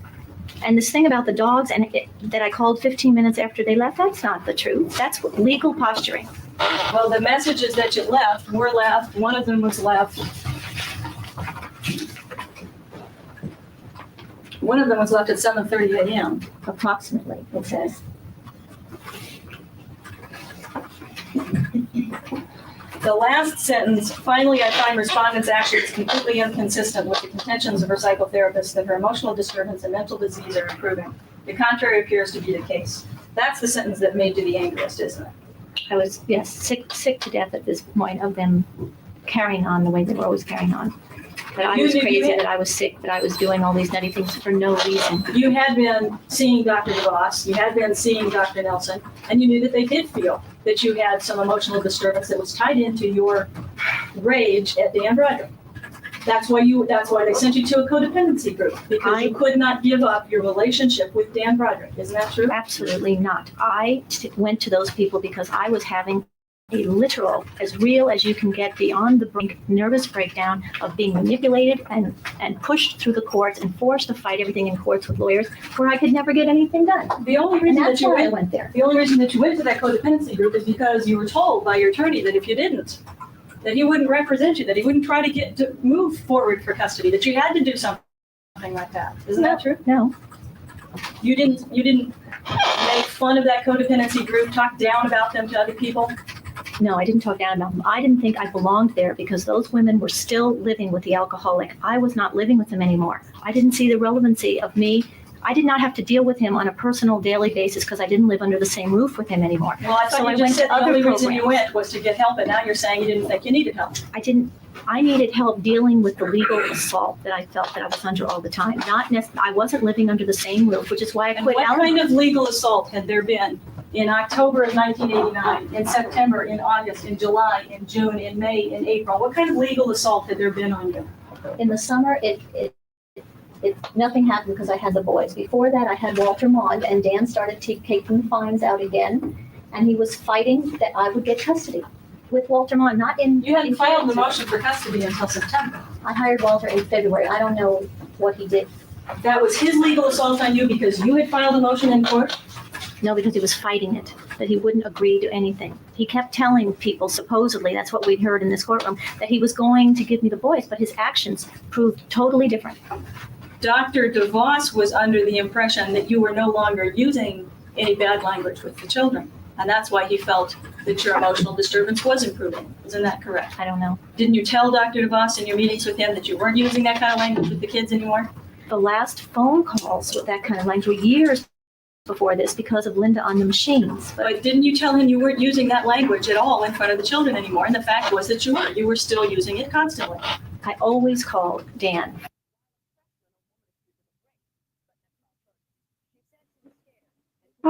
They're censoring us Appropriate, you should be today. doing that with the kids. Dang it. And you told him you weren't doing it anymore, didn't you? I don't think so. That's not why he was under the impression that things were improving, because you had told him that you weren't using that language anymore? No, he was under the impression things were improving because of the summer and I had the boys and he saw how we got along so well and he spoke to the boys and knew how much they wanted to be with me. And there was no reason they shouldn't be with me. You also told him you were not using that language anymore. I don't think I would have lied if I was using it, or maybe I wasn't at the time. I don't know. You didn't tell him anything about having the gun in your pocket either, or showing the gun to the boys, did you? Did you tell Dr. DeVos anything about that? If he asked me, I would have told him anything. If Danny mentioned it to Dr. DeVos and Dr. DeVos mentioned me, we would have discussed it. You were upset because you claimed Dan, well, obviously here the suggestion that's being made that your emotional disturbance was not improving was a suggestion that was being made by Kathy Caparo, correct? I told you that, no, this letter is from Dan Broderick. The fact that he didn't sign it meant nothing to me. He would have had to approve every word in it. Well, you heard Kathy Caparo testify that she felt that contempt action should have been filed against you all summer long, correct? And it was Dan who was... All summer long for what? All summer long for making the phone calls, for not returning rent. Oh, I know she thought that they should have done something about the red thing. but what all summer long? You felt that it was inappropriate for Mr. Broderick to suggest that you had mental disturbance, but it was fine for you to suggest to everybody in the world that he had mental disturbance. Is that what you're saying? He never had any mental disturbance. He was just vicious, evil, and mean. But you told everybody, you said all the time. That he was crazy. A raving maniac. I thought he would, but he never had it. He was never, his mind wasn't affected, what's the word I'm looking for? Biologically crazy. He was just, the way he was acting was crazy. Well, you're saying you were all upset because he would say to people that you were crazy or that you were doing crazy things. You said the same things about him all the time. You took in your letter to Dr. Dess. Not until way, way, way late when it appeared to me that he was insane, that he was carrying on like this legally. I thought So, he was insane. Was Back it in emotional 83, abuse 84, by you 85, then? 83, 84, 85, 86, 87, when he started telling me I was crazy in 83 for suspecting his affair. It was a hammer all those years. And he wasn't insinuating I was acting crazy, because I wasn't acting crazy. I wasn't doing anything. I was just innocently saying, what about this problem I have with thinking you're screwing this girl at the office? And his answer was, you were crazy. I wasn't acting crazy. I just had very serious When somebody questions. says you're crazy, that's like saying a denial, right? It's not saying you're insane. It's not, he wasn't hiding things in rooms and making you think that they weren't there. He wasn't making you think you were having hallucinations. He No. wasn't drugging you at night. No. When you confronted him with an affair, he said, you're crazy. No, it's not true. He wasn't For driving instance- you crazy. For instance, the day that I burnt the clothes and stuff, it was pretty real to me what I saw and what I thought happened. And he would tell me that I didn't see, feel, or think anything that I Said, thought. that's right. You're right. He said it's not going on. It didn't happen. And you ought But to he go get wasn't help. driving you You're crazy, sick. was he? You ought to go get help. What's sick about saying, wait a Do you minute? think that after you slit your wrists, at least according to you, after you slit the wrists and you took every pill in the house, you don't think that it was reasonable for him to say, maybe you need to see someone about that? I went to someone the next day. It had nothing to do with dancing. Well, you just said he's the one that sent you. upset and nervous at the time. No, this had been going on before then. This had been going on for months before then, that I was crazy and I was sick and my wheels were coming off and I needed help. After, at some point, you began calling him raving maniac, pathologically sick, mentally deranged as well, correct? It was okay In for you to call him that. 1989, I thought he was those things. I thought he was crazy. But there was no end to this, that he was just nuts. Because he threatened this would never be over until one of us is gone, and I didn't see any point to it going on. So you decided to put an end to it by killing him. That's not true.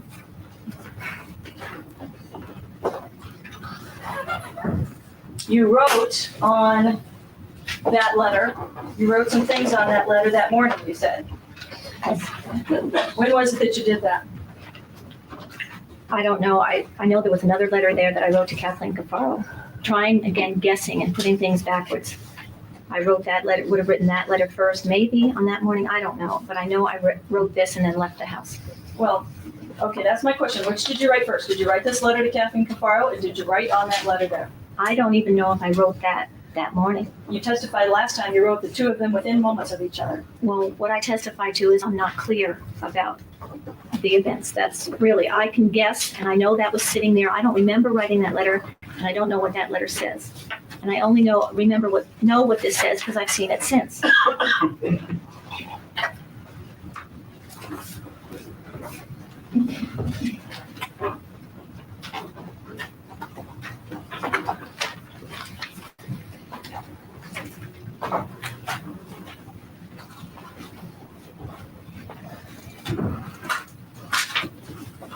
Did you not testify last time that you didn't know which one came first, but they were written moments of one another as you sat there at the kitchen counter? I'm guessing at that, yes. That's what I just said now. I Well, that's know I not wrote what you this one started to say last. now. What you started to say now was that you didn't know when you wrote these letters. And isn't it true that you said last time that they were written moments of each other as you sat there at the counter in the kitchen? If that's what I said last time, that's what I said last time. I don't Is that remember true? now. I don't remember now when I wrote them. Does it refresh your recollection to know that you said last time that they were written moments of each other? Right now it doesn't, but if I remembered better last year, maybe that's when it happened. I don't remember that letter as much as I remember this one. When you wrote this letter, which is People's Exhibit 29, let me just have you identify it. Is this the letter that you wrote to Kathy Cafaro that morning? Okay. And this is a So a yellow tablet, a 2.5 page letter that you sat down and you wrote to Kathy Cafaro, correct? I don't know how those pages got torn like that. I don't know. How did those pages get torn? I don't know. I The bottom wouldn't, of the page is I torn wouldn't out. have written that and then torn off 3 pages like that. I don't know. Maybe someone took a telephone message or something. I don't know if that's the end of that letter.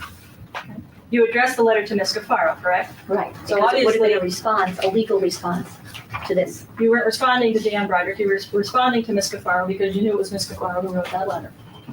I knew she signed this letter, but Yeah, are you sure you didn't write this letter back on Friday when you received that letter?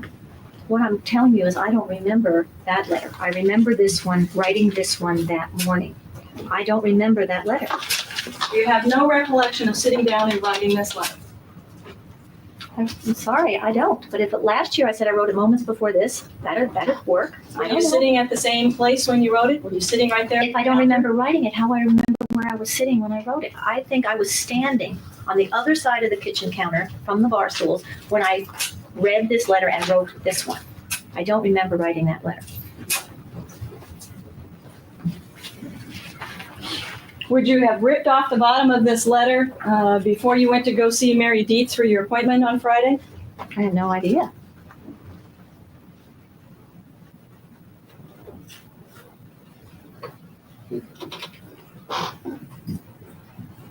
If you take a look at what's been marked as People's 32 with some photographs. Are these some photographs of your counter? They appear to be that, yes. And is there a photograph in B here of that letter that you were writing to Kathy Cafaro? No, do you think it is? Maybe it is. Is it surprisingly? Is it? I can't, answer your well, get me the letter so I can compare it, please, because I can't read in this picture what this says.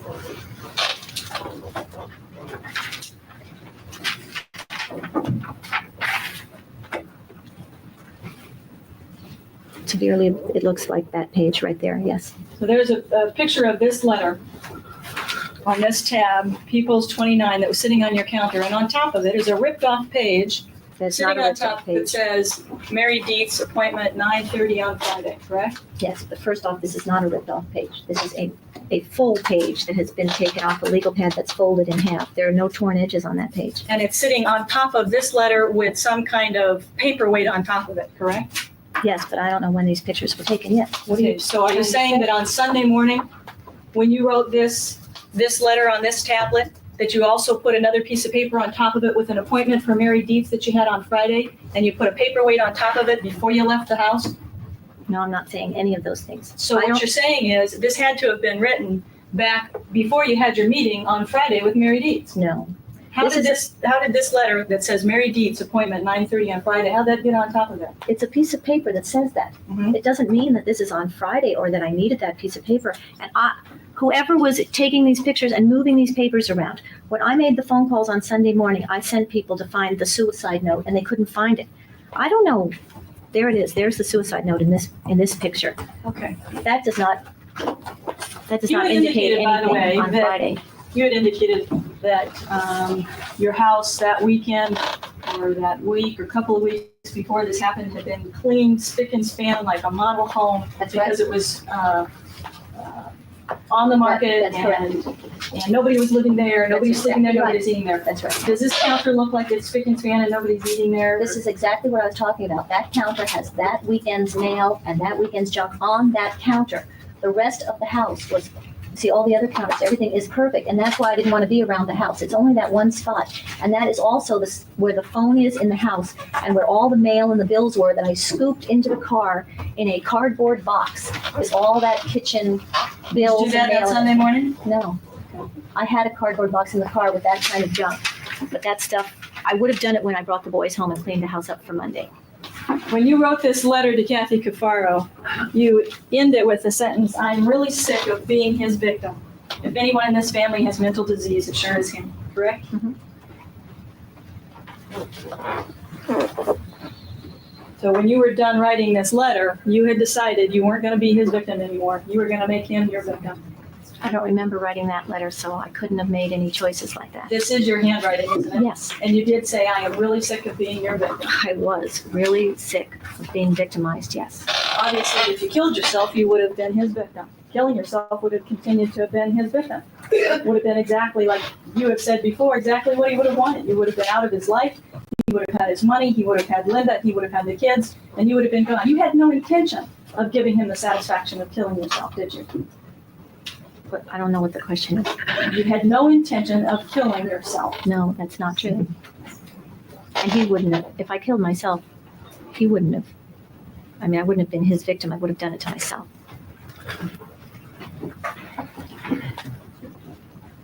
You have specifically talked about that claim of suicide. You told Amy Wallace, for example, after you tried it back in 1983, you swore to yourself, I swore to myself I'm not going to do it again because that's what he wanted. Correct? I don't think she's trying to say that she didn't. Oops. Sorry, Puddletown. I don't think she's trying to say that she didn't do the deed, Kelly. She's trying to blame him for making her do the deed. Like it.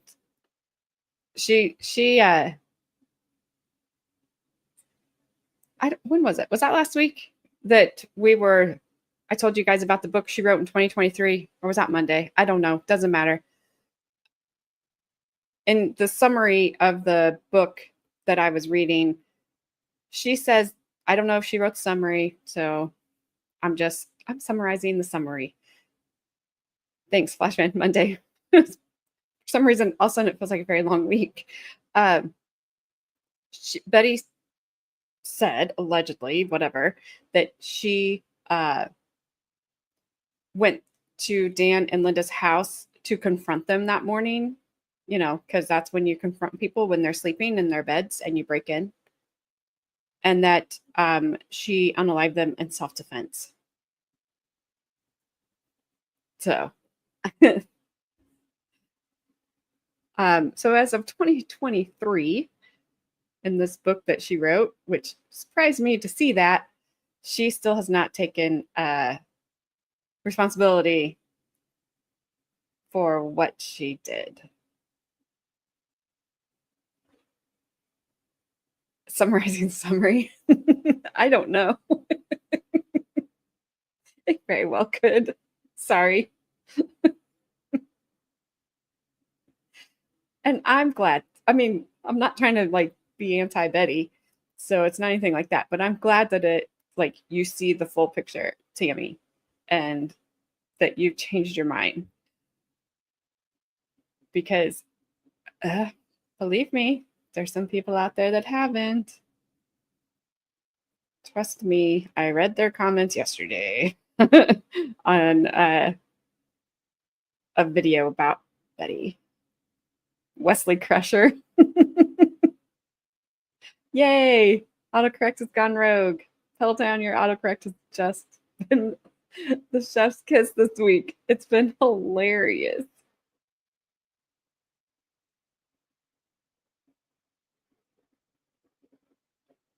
Oh, I think she still has it. I have been trying to work up the nerve, the courage, the whatever you want to call it, to listen to that audiobook of hers. I just don't want to. I just don't want to. And I think a lot of people were, Tammy. Absolutely. They were like, good for her. She should. Yeah, but it's scary. We let jury find alternate juror guilty of being tired of Betty Broderick in the first degree.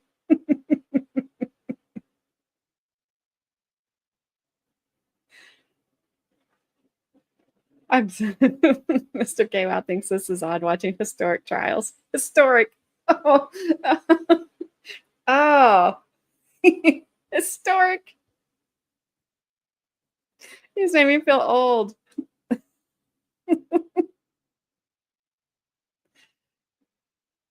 I think most people, like Ryan, I think most people know she did it. They just support her doing it. And that's so weird to me.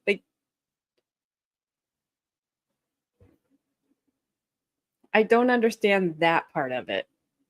They are rah, rah, Betty, go. Still to this day. It's crazy.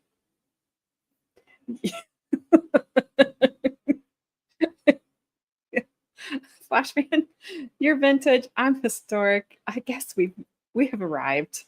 We've arrived. Man.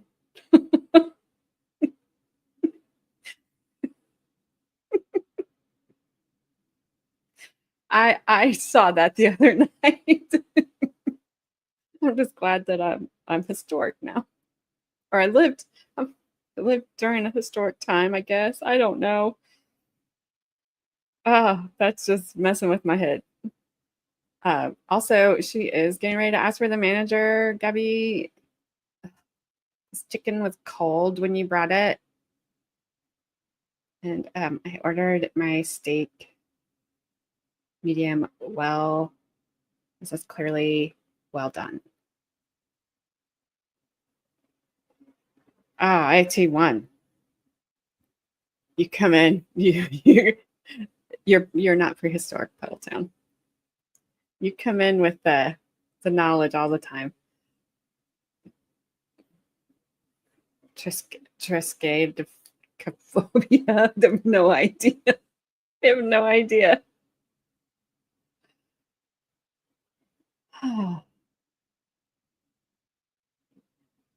I was not Flashman.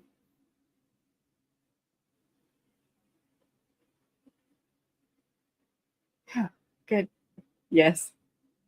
Get out of my drive-through. Betty is very toxic. Betty is so toxic that just watching her makes you feel nervous because she was so manic and so entitled to what she did. And there's a sense of vindication with her that he deserved it. And with the people that support her, that's just the weird part. That's what I can't do. I know people in prison, serial killer, unalivers, and everybody has people that support them, want to marry them, whatever. But the women that are just like, yeah, go Betty. All right. I don't get it. I would like to have somebody explain it to me, but then again, I will not say it. I will not say it. Let's see if I can figure this out. Triskaidekaphobia. All right. If you don't like the number 13, I've heard of that word before, AT1. I'm really bad at sounding words out. Words are hard, especially today. She was treated awful, but her attitude makes no one feel for her like you, Adair. I know you don't. I saw your message. Did you see mine?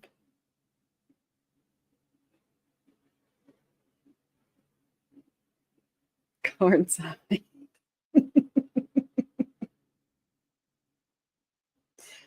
Betty Broderick versus Narrow Butt.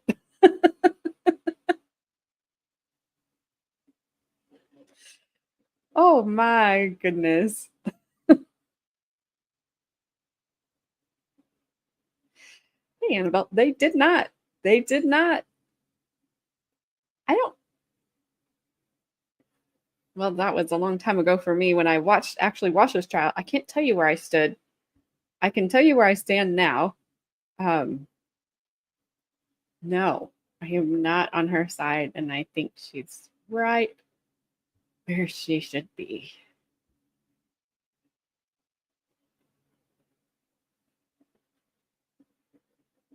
The more the background comes out, the more I'm leaning to Dan being justified at being an asshole. I don't know. I might not give you that one because I do think he was a jerk.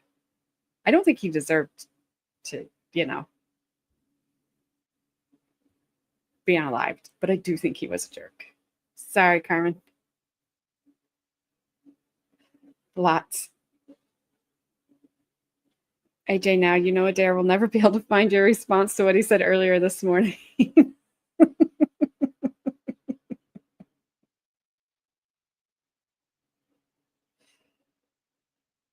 What'd you say about me, Flashman? I was too busy. I'm gonna say in the pool. I was too busy in the pool, not on the pole. Flashman. Jeez. All right, Betty, would you call the manager, please? We have Flashman needs a timeout. Just kidding. Nobody time anybody out.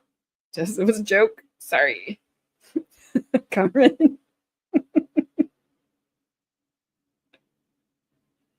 Flashman has really changed. I swore to myself in 83 that I wouldn't do it again. No, when you were talking to Amy Wallace in 1990, and you were talking about whether or not you had rejected the idea of suicide that From morning. 1987 Mrs. on. Broderick, did you I'm trying to say, answer. the question is, did you say to Amy Wallace, I swore to myself I'm not going to do it again after 1983 because that's what he wanted? It was the thought of what I did back then that kept me from doing it again and again when I kept wanting to do it in 87 and 88 and 89 when And that's why you told her you rejected the idea of suicide that morning as well. no.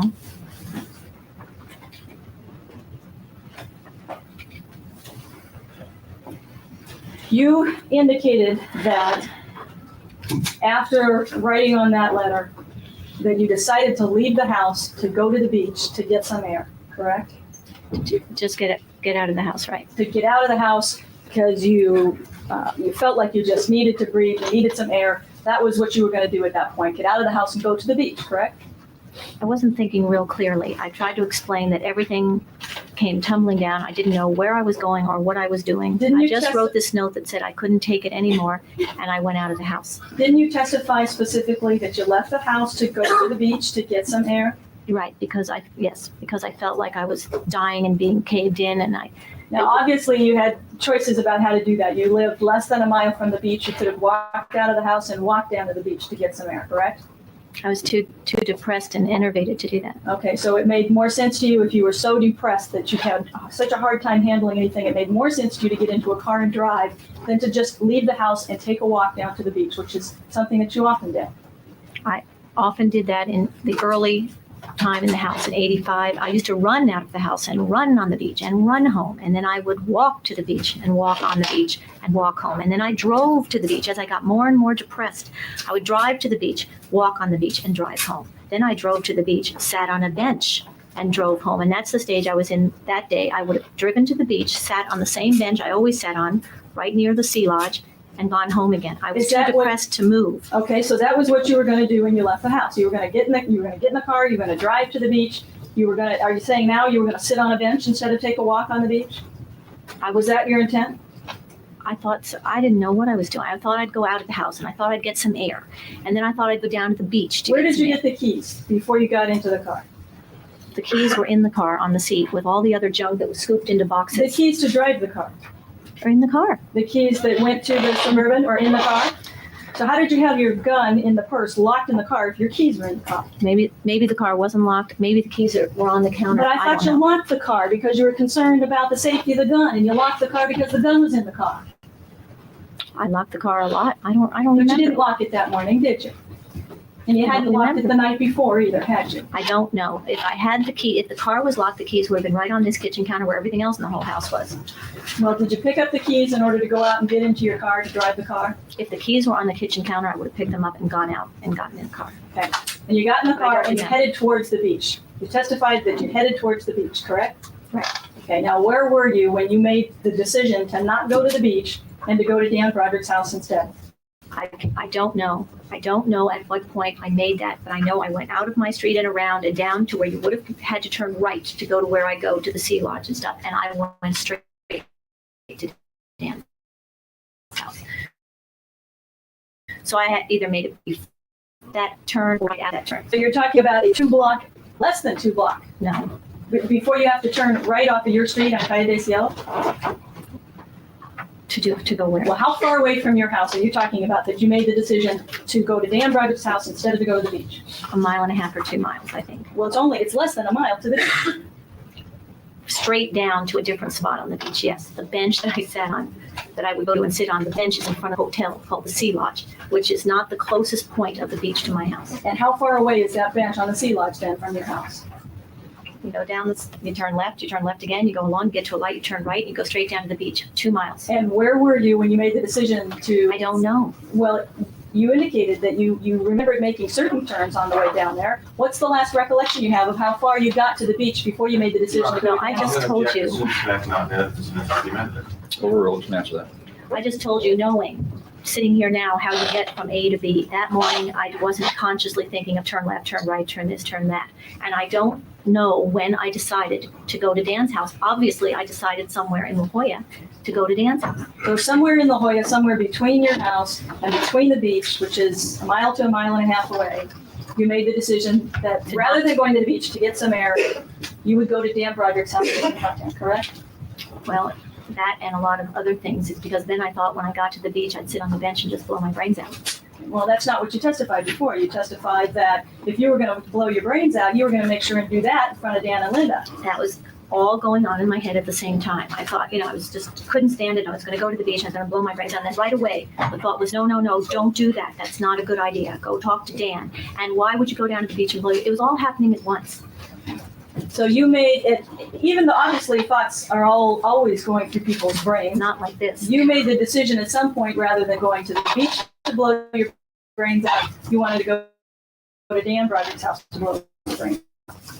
There were so many thoughts going on in my head at once that I've already testified of going, and it was not a normal thinking process. It was not anyone thinking of then I'll do this and then I'll do that. Didn't you specifically testify that you decided you were going to go to his house, you were going to confront him about the situation with the boys, and that if he didn't give you the boys, tell you he was going to give you the boys, then you were going to blow your brains out? Okay. So you hadn't made the decision to kill yourself until you made the decision to go over to Dan's house and confront him. There wasn't any need to kill yourself. You indicated yourself that you didn't want to do it for the boys. So it wasn't until you made the decision to go and confront Dan Broderick that you then decided if he's not going to give me what I want, then I'm going to kill myself. Your Honor, That's not the way it went. Sustained. That's Isn't not it the way true went. that you testified that you were going to go over to his house and confront him, and if he didn't give you the boys or tell you that you could have what you wanted, then you were going to blow your brains out? That was the next thought after, don't go to the beach and sit on the bench and blow your brains out. Try again to end this, to get the kids right. Okay. And when was it that you checked to make sure that you had the gun in your purse so that you could blow your brains out? I didn't check to make sure I had the gun in my purse. I knew the gun was in my purse. So I you never just, checked it. so you drove all the way over to Dan Broderick's house, all the way from La Jolla to Marsden Hills, with the plan or the intent of possibly killing yourself, and you never checked to make sure that you had a gun to kill yourself? I wouldn't have had to check it. The purse was there, the gun was there. I wouldn't have had to check it. The purse is large. I mean, the purse was there. So you never turned and looked to make sure you had the gun or to make sure that the gun was loaded? You just knew No. that it was there? If the purse was there, the gun was there. If the gun was there, the gun was loaded.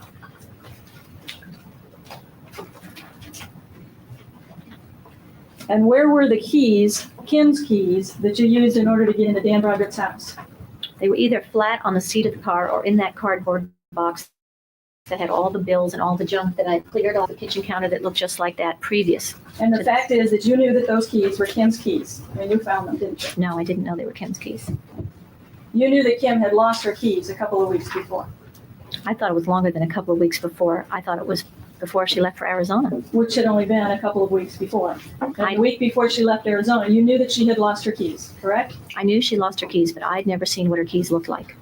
You knew that she had lost her keys and she had actually asked you to look for the keys for her at your house, correct? No, because she wasn't at my house that I knew of. I mean, Did she ask you to look for them in your car?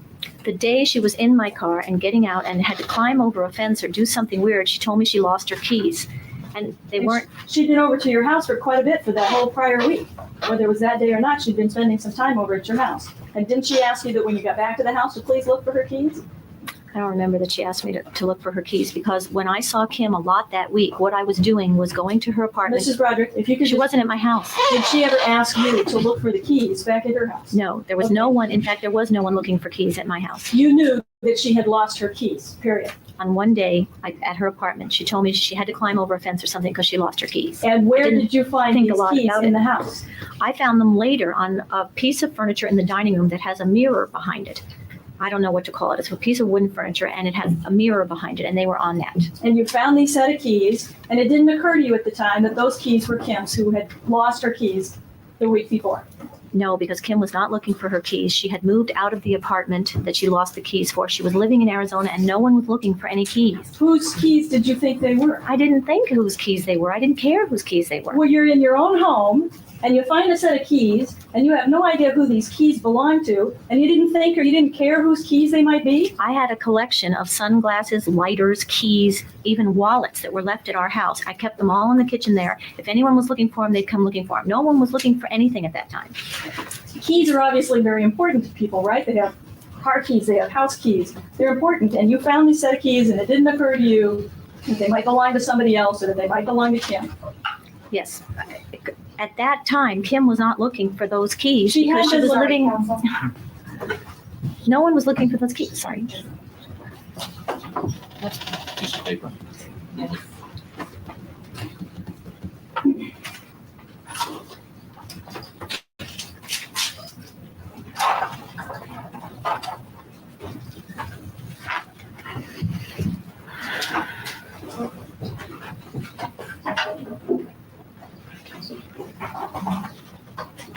Perhaps, Your Honor, this might be a good time for a break since she's changing paper. I've got to put that in the record anyway, but we can take a break. That's fine. Ready to go? We'll take our afternoon recess at this time, ladies and gentlemen. We'll be in recess for 15 minutes until 10 minutes after 3. Please remember the admonition. Thank you, Your Honor. You indicated that you first found these keys, Kim's keys, in the dining room, on the table in the dining room, correct? It wasn't a table, it was a little piece of furniture. A little piece of furniture in the dining room. Isn't it true that you told Amy Wallace in an interview in March of 1990 that Maria had found the keys behind a chair? No, I told her I found them on the thing in the dining room, and I assumed that Maria found them on the floor or something. But Maria doesn't remember that, and I don't know where they came from. Would it refresh your recollection to take a look at an article dated March 3rd, 28th, 1990, about what you said about the keys? This is not a quote of mine, and it's somebody's paraphrase. Betty had an entrance her maid found behind a chair in her house. That could have been where they came from. Didn't you tell Amy Wallace that you had a ring of keys that your maid had found behind a chair in your house? I could have told her that's where I thought they came from, but where I found them was first on this dining room thing, and I didn't know where they came from. The fact of the matter is that at the preliminary hearing, your daughter had testified about losing the keys. After the preliminary hearing, Amy Wallace had asked you about it. You told her that Maria had found the keys behind the chair in her house. And then when you found out that Maria denied that and had no knowledge of that, that's when you changed your story to say now you found them in the dining room. Maria doesn't deny it. There's still today. Maria didn't deny it. But you were just surmising, you were just making this up when you talked to Amy Wallace and told her that Maria had found them behind a chair in your house? I was guessing, yes, and Maria said that it's a big house and she, cleans it all the time, and she doesn't even remember if she found them or not. I don't know where they came from. So when Amy Wallace asked you where the keys came from, you didn't say, I don't know where they came from, it's a big house. You said Maria found them behind a chair in the house, didn't you? I guessed. I guessed that that's where they came from. I didn't know where they came from. How did the keys that you found in your house, how did those end up in your car? Because when I found them in the dining room and I was cleaning up the house for all the moving stuff, they ended up in the kitchen, and everything on the kitchen counter ended up in cardboard boxes in the car. Okay, so you're moving from your house, you're moving to a condo, correct? Right? The condo is smaller than the house, correct? Exactly. And you're indicating that you had no idea who these keys belonged to, but you were going to put them in a box and you were going to move them over to the condo. I just cleaned the junk off the kitchen counter. It never actually moved into the condo. It was just a box of junk. The box didn't move into the condo. It had all kinds of junk in it. Okay, and the keys were in this box of junk that you were moving into the condo, correct? Yes, bills and mail and what would have been on that kitchen counter scooped into a box. And how is it that the keys got out of that box that you were moving to the condo, sitting up right next to you on the seat in the car? The box was next to me on the seat of the car. Okay. And so when you were driving over to Dan Broderick's house, how is it that you fished through this box to find these keys to get into his house? I didn't fish through the box. I just put my hand in the box and took the keys out. And you just put your hand in the box. Were you looking for the keys, or did you just put your hand in the box and lo and behold, there are some keys? We have pictures of the box. Most of the things in the box are paper goods. The keys would have been right at the bottom. Why? And there were, what? So the keys were underneath a bunch of paper goods in this box, and when you got to Dan Broderick's house, You fished through that box to find those keys? I didn't have to fish through any box. I don't remember exactly how the papers were arranged, but the keys were right there and I just picked them up. I didn't have to look for them And why did you just pick these keys up that you had no idea what they belonged to? because they had a funny looking key on the key ring. So when was it that you saw the funny looking key on the key ring? I knew about that Dan had a funny looking key from a long, long time before. When I found that key ring, it had a funny looking key, but I threw it in the kitchen and I didn't think about it. And so when you found this key ring, after knowing that Kim's keys were lost the week before, and it had a funny looking key on it that was consistent with Dan Broderick's house, it still didn't occur to you that these were Kim's keys. Kim's keys were not only lost the week before, they were lost a long time before that. We talked about that. Her testimony was that it was the week before she left for Tucson. Let's say it was 2 weeks before. Let's say it was 3 weeks before. When you saw these keys, when you knew her keys were lost, when you saw this funny, distinct-looking key, it still didn't occur to you that these were her keys. When I saw those keys, I didn't think whose keys they were or anything. I told you where I did. I put them in the kitchen. I scooped them in the box. If anyone was asking me, had I seen any unidentified keys around, I would have thought, oh yeah, there are those keys. Nobody was looking for those keys.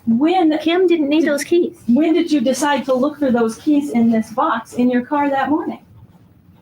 When did I decide to look? I told you, I just picked them up and brought them with me to try. I didn't decide to look for them. They were right there. Well, so you get over to Dan Broderick's house and you decide at that point to just pick up some keys that are in the bottom of a box, just to take them with you on the off chance that they might open the door to Dan Broderick's house?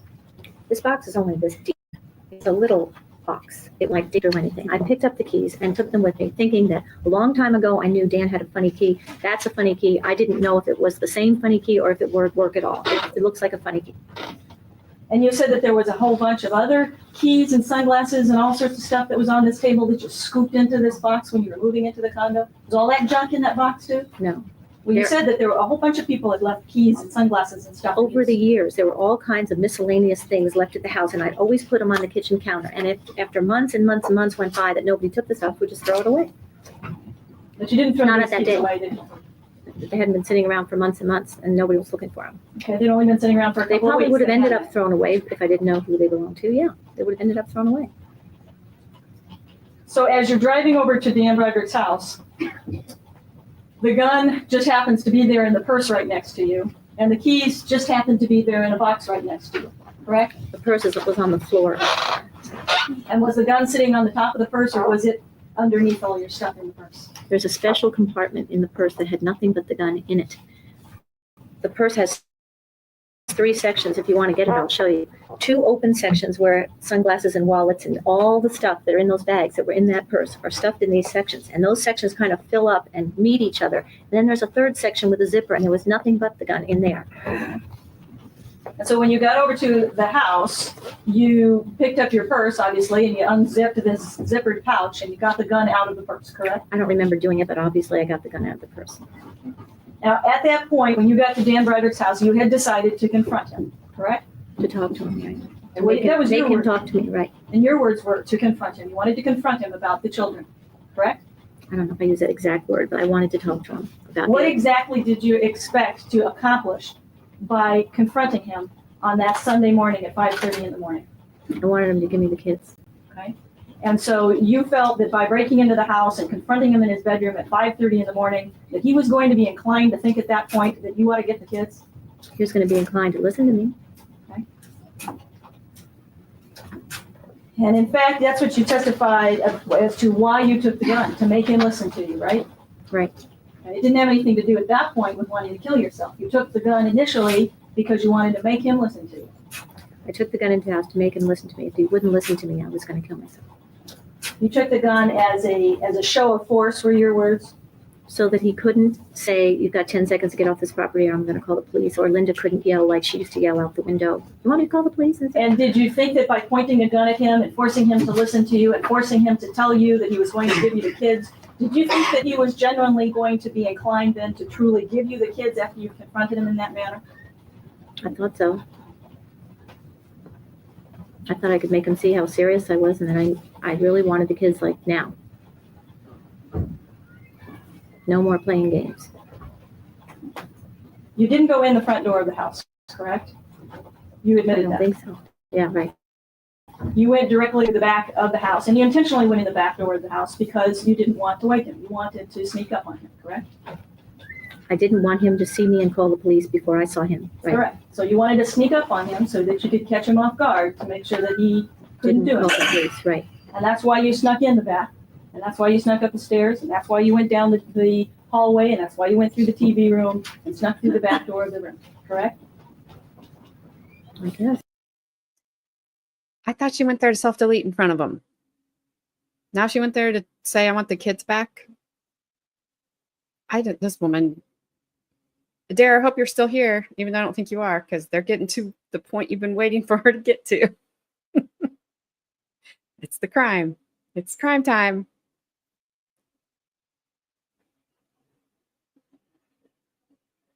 Yeah. I could live there. Maybe not 6, 81, but I could do it. My mom and dad grew up in a little town of 600, and I love it there. I love it.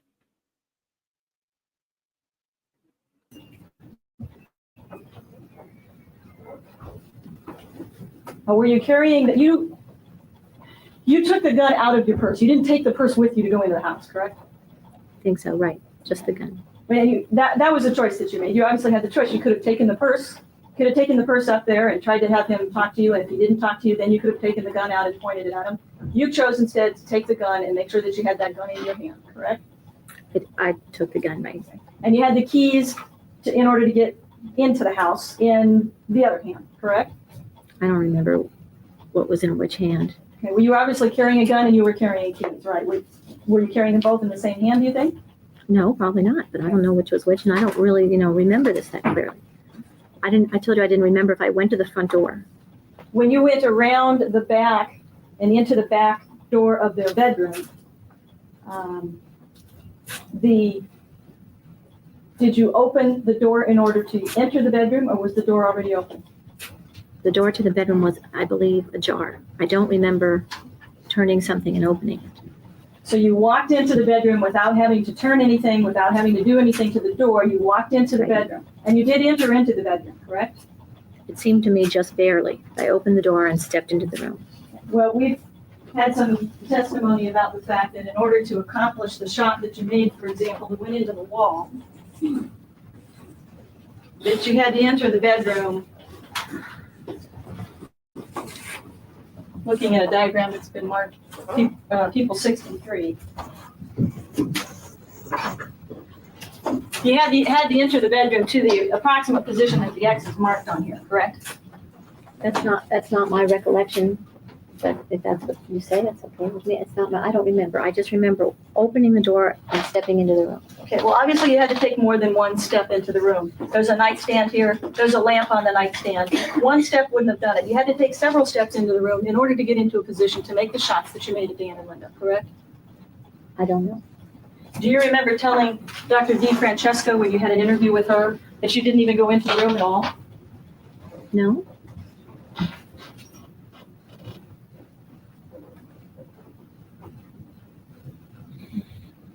You remember telling DeFrancesca, when I opened the door, I never saw them just open the door. I wasn't even in the room. Linda moved and I shot. All I have are impressions of what happened. The Mrs. impression, Broderick, did you tell Dr. DeFrancesca that you weren't even in the room, that you opened the door, you weren't even in the room, Linda moved and you shot? I don't remember being in where you say I was in. I opened the door and stepped into the room. I didn't enter the room, but I wasn't outside the room. Did you tell Dr. DeFrancesca I wasn't even in the room? Linda moved and I shot. If I told her that, I meant I didn't walk into the room. I entered the room, but I wasn't outside the room. Well, obviously entering the room, you didn't crawl into the room. If you entered the room, you walked into the room, didn't you? You had to take several Can I steps. demonstrate what I did, what I think? It's the same thing, but it's not putting me several steps into the room. It's opening the door, stepping into the room. Okay, well, there's a difference between stepping in the room and saying, I wasn't even in the room. Right. I opened the door and I wasn't even in the room. See how big the room is? I didn't walk into the room. Opened the door and took one step into the room, or it was just that motion. I didn't walk into the room. And then you indicated that Linda moved and you fired the gun and there was one big explosion. Remember, one big noise and one big explosion, correct? Yes. Isn't it true that you testified last time before the jury? And Your Honor, perhaps so that she can see this and the jury can as well, perhaps Mrs. Broderick could just stand over there. Certainly, go ahead, man, you can stand over with the photographers. For the record, you stipulate my reporters might have to take down the tape. Yes, sir.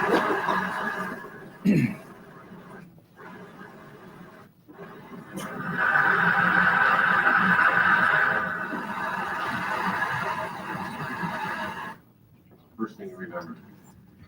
You remember pulling the trigger? No, I remember the noise of the gun. How many times do you remember the gun going off? I remember the real loud noise 5 times. But I didn't clearly remember it then. I mean, I just remember the noise.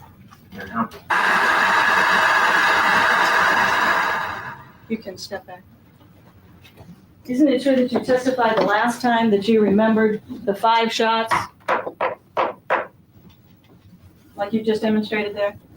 That was the only way I could demonstrate that it was one noise. It was not 5 separate noises. It When was you were one asked- noise. Well, last time, whether you remembered the shots, you testified specifically that you remembered all 5 shots. When you were asked this time, you said, No, that's not true. Can you read the whole answer? It speaks for itself. Let's rephrase your question. this time you never did indicate that you remembered hearing all 5 shots. You said that you heard one big noise, it was one big explosion, It's correct? exactly the same as I said on that tape, that's all I Your remember was testimony one there is noise. exactly the same as you testified here. Yes, if you want to play it again, it says, I didn't remember then the 5 noises, but after hearing other people testify and knowing now intellectually that there are 5 bullets in that gun, it had to have sounded like that, but I did it like that. That's the fastest you can do 5 separate noises and have it come out one noise. It was just one noise on that morning. You also, when you testified last time, you never testified that anyone called the police, did you? Did anybody ask me that? Yes, they did ask you that. This time you testified that Linda moved and Linda yelled, "Call the police." The last time when you were asked, did anyone say anything? You said, "I don't know." You never testified, never said anything during your testimony last time about anyone yelling, "Call the police," did you? I don't remember anyone talking to me at all. I just remember that noise coming out. She didn't say it to me or anything. It just, We're not talking about whether she said it to you. We're talking about whether or not she yelled, "Call the police," which is what you testified to this time. Last time when you were asked that question, you said, "I don't know whether anybody said anything."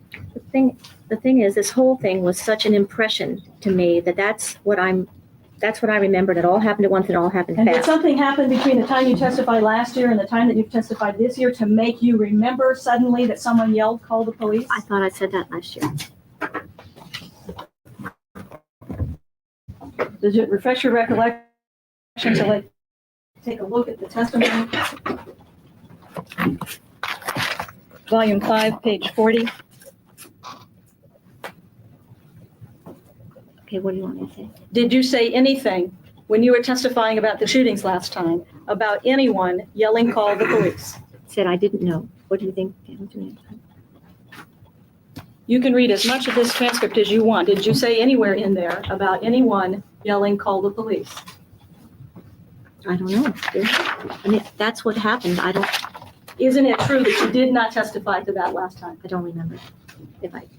I know it came out in the trial last year. I don't know if I said it.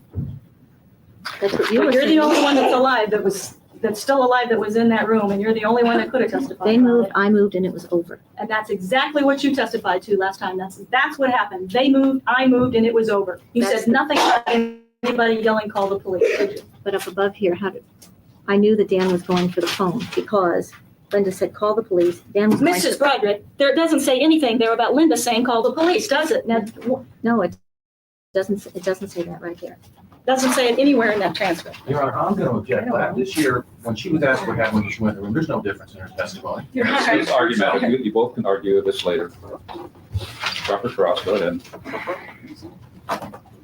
You didn't say anything in your testimony last time about you screaming, about you having one big scream and going, "Ah." There was no testimony about that the last time you testified, I was there? still don't know if I made any noise. I know I had this sensation of screaming. I don't know if I screamed stop or I just screamed. And I don't know if a single sound came out. It was just a sensation. And you never testified about any sensation or any not knowing whether you made a noise or not last time, did you? I don't remember you asking me a thing about what went on in that room. When you were last year. asked a question by anyone to describe of the shootings, isn't it true that you said nothing about you screaming? I don't remember if I said it last year or not. It's the same story. I can keep Isn't it. it true that you said nothing last time that you testified about hearing the gun click after you shot all 5 shots?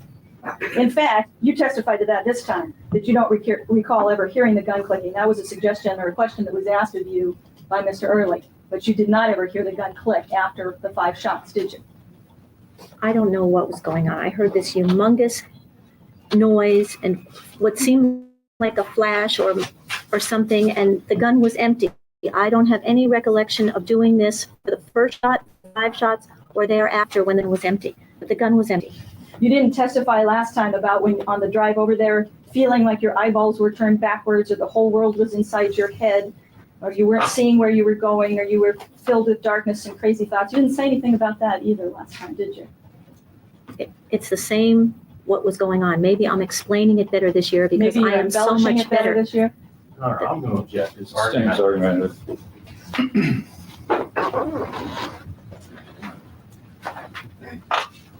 You did see Dan and Linda on the bed when you entered the room, correct? I have no recollection of seeing them at all. Well, how would you know whether Linda or Dan moved if you didn't see them? I know now who was where, and I know that I had the impression then that she was closest to me, but I don't remember seeing her. Well, you can't have an impression about something unless you saw it. You testified that when you went into the room, Linda moved towards Dan and Dan moved towards the phone. Did you see that or not? I don't know what I saw then and what I know now from pictures and testimony and what happened later. My impression then. Excuse me, you didn't qualify your testimony at all when you were asked that question before. Your Honor, I'm going to object. It's all argumentative. If she can point out where she cross-examined and asked her that, fine. She's talking about this trial. I'm talking about this trial. It was your testimony that when you entered the room, Linda moved. Linda yelled, "Call the police." She moved towards Dan. Dan moved towards the phone. Did that happen? That's the impression of the whole thing that I had then and that I have now. So you saw that happen, correct? I don't remember seeing Linda or Dan at all. It was just blurred. How do you know that Linda moved towards Dan and Dan moved towards the phone if you didn't see it? Because all I'm trying to do is explain what I thought happened then. Is that Linda, who was closest to me, that I know now from pictures, moved toward Dan, and Dan moved toward the phone, and she yelled, "Call the police," and that's what was going on there, and that's how I knew the phone was over there. If you had any impression whatsoever about the fact that they were moving, it is true that they were moving away from you, correct? Yes? And what about moving away from you was so frightening or startling that it caused you to start shooting your gun? When I entered the room, I was about to say something to them. They said first, and they started moving, and I just panicked. It was not a thought process. You brought the gun for a show of force. You brought the gun to make them listen Talk to you. him, right. But when you entered the room, you didn't use the gun for a show of force. You didn't use the gun to say, "Hold it, I want to talk to you, Buster." You shot. I didn't have a chance. You didn't have a chance? What do you mean you didn't have a chance? Because it all happened so fast. I'm telling you, it wasn't a thought process. I moved, they moved, the gun went off, and it was over that fast. Obviously, it wasn't over that fast. It took 5 shots for you to shoot these people, correct? And it could not have happened like that, could it? Well, when I was, later with a watch, counting how fast you can go to 5, that's 1.5 seconds. That's not how That's you that testified fast. on that tape. You didn't, did you? No, that's what that other man did. So Danny, if you see pictures of the crime scene, there was no farthest place from the door. If when she entered the door, she was basically standing at the foot of the bed. There wasn't anywhere for them to go. Their bedroom really didn't look that big from the crime scene photos. We all thought they had a full bed in there. They said it was a queen size bed. We all beg to differ because they actually brought the sheets from the bed into the courtroom and a bed, not that bed. but the sheets were these sheets. They were still bloody. And it was very strange testimony. Okay, we're getting there. Yeah, there was no Chloe or Cora. They did have a dog, I think, unless she took it because she said Dan kicked the dog, which, bumps Dan down some levels in my book if he did actually kick the dog. Still not to unaliving. Still not there. We're getting there, Flashman. When you pulled the trigger, obviously that was a voluntary action on your part. You voluntarily pulled the trigger. I don't remember voluntarily pulling the trigger, no. Okay, we have two different kinds of actions that people can be involved in. One is involuntary, like your heart beating or your pupils dilating. We don't have any control over that. When somebody pulls a trigger, you have control over that. It's your brain telling your finger to pull the trigger, right? Your Honor, the question, that's argument. Sustained. Well, are you suggesting that you had some sort of epileptic fit that made your finger go pull on that trigger, or did you voluntarily pull the trigger? Your Honor, objection. She's testified, has been asked and answered. No, overruled. You can answer that. I was in a totally altered state of consciousness. I've already testified. I didn't remember driving there. I was scared to death at confronting Dan Broderick, which I always was because he scared me. I walked into the room. I testified that it was dark because it appeared that way to me. I moved, they moved. The gun went off when I just tensed like that. I don't remember pulling the trigger once, twice, 3, 4. I don't remember pulling the trigger at all. Are you saying that you just tensed like that once, and you just tensed like that twice, and you just tensed like that 3 times, and you tensed like that 4 times? I went, and I don't know if a noise came out, but I just had this screaming kind of sensation and a tensing, and I don't remember doing that even once. But you do know that you did. According to her daughter, Kim, interview with Oprah in 1992, she knew she emptied the gun. The thing. We're over 2 hours. Lord. She knew she emptied it. Sorry, they've said that word so many times today. It just came out. So, yeah. And if you're so scared of somebody, why would you go confront them in their own house? Why would you not pick a public place to have a conversation? Or, use the attorneys you didn't have that you went through a gazillion of? Lots of better ways to handle this, Betty. You're still free. Your kids still have parents. Lots of better ways. Did do it. Whether you remember Yes, it or now I not, know. you voluntarily pulled the trigger when you pointed at Linda's chest, didn't you? It was a reflex action on my part. I didn't even Where was point the it. gun? Where was the gun when you walked into the room? How were you holding the gun? I don't remember. It must have Well, were been in you my holding hand. it, pointing at them as you walked into the I room? don't think so. I think So it you must have had- been in my right hand. And how was it when it was in your right hand? Were you walking in it with it down to your side? Again, I didn't even walk in. I entered that room. That's how fast When you entered the room, how were you holding the gun? I would have assumed at my side. I don't know. Okay, and so when Linda moved, you had to bring that gun up and point it at her to shoot her, didn't you? This Your Honor, lady I'm can. gonna object. She's asking him to assume and speculate. Overruled. You can answer that. The reflex action didn't make the gun go off in the floor, did it? No, I went like that. So you pulled the gun up and you pointed it at Linda to shoot her, didn't I you? didn't point it at anything in particular. Was the gun pointed at Linda's chest when it shot her? I don't know. I'm telling you, it was dark. I didn't see Linda. I couldn't have pointed it at anybody's chest.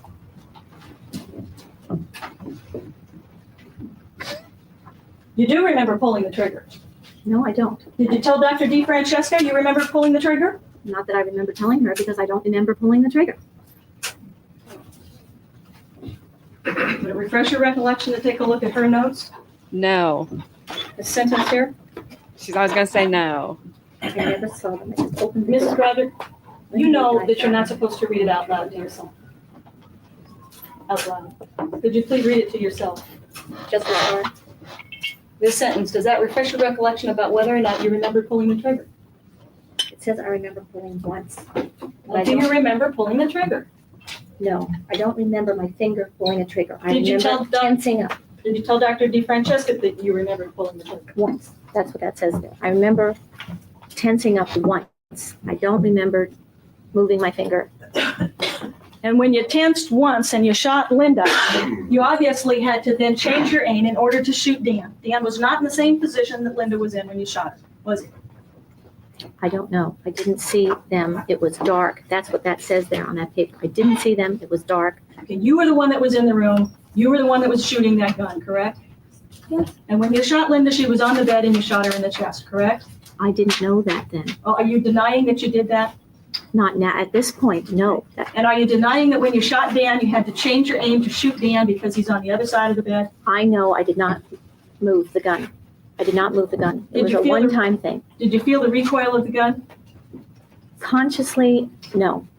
I know that Are it you- probably bounced around a little because that's what guns do. Are you saying that you did not move the gun in order to shoot Dan Broderick in the back? I'm saying I never moved the gun. I walked in, and when I went like that, I did not move. I did not change aim or move the gun. If the And so gun was the moved because bed it went off, moving? excuse me? Was the bed moving Of so that course they could not. get in position? No, they were moving. The gun didn't move and the bed didn't move.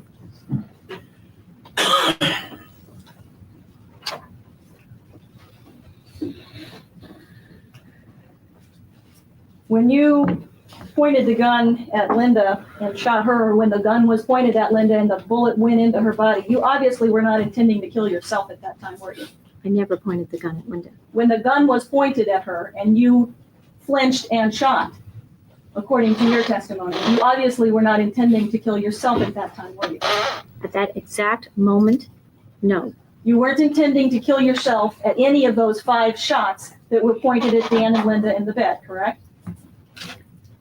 After it was over, I thought of killing myself, and there were no bullets left in the gun. That's all I remember. Well, you had testified that you were going to confront him, and if the confrontation didn't work, you were going to kill yourself. Now, obviously, if they're rolling away from you and they're yelling, "Call the police," the confrontation isn't working. But that gun never came up to your head, did it? It went to their bodies, didn't it? It was a reflex action. There were no thoughts involved in this. After you shot them, you didn't immediately leave the room, did you? Yes, I did. You went over around the bed and you pulled the phone out of the wall before you left the room. Right, and immediately left the room. Well,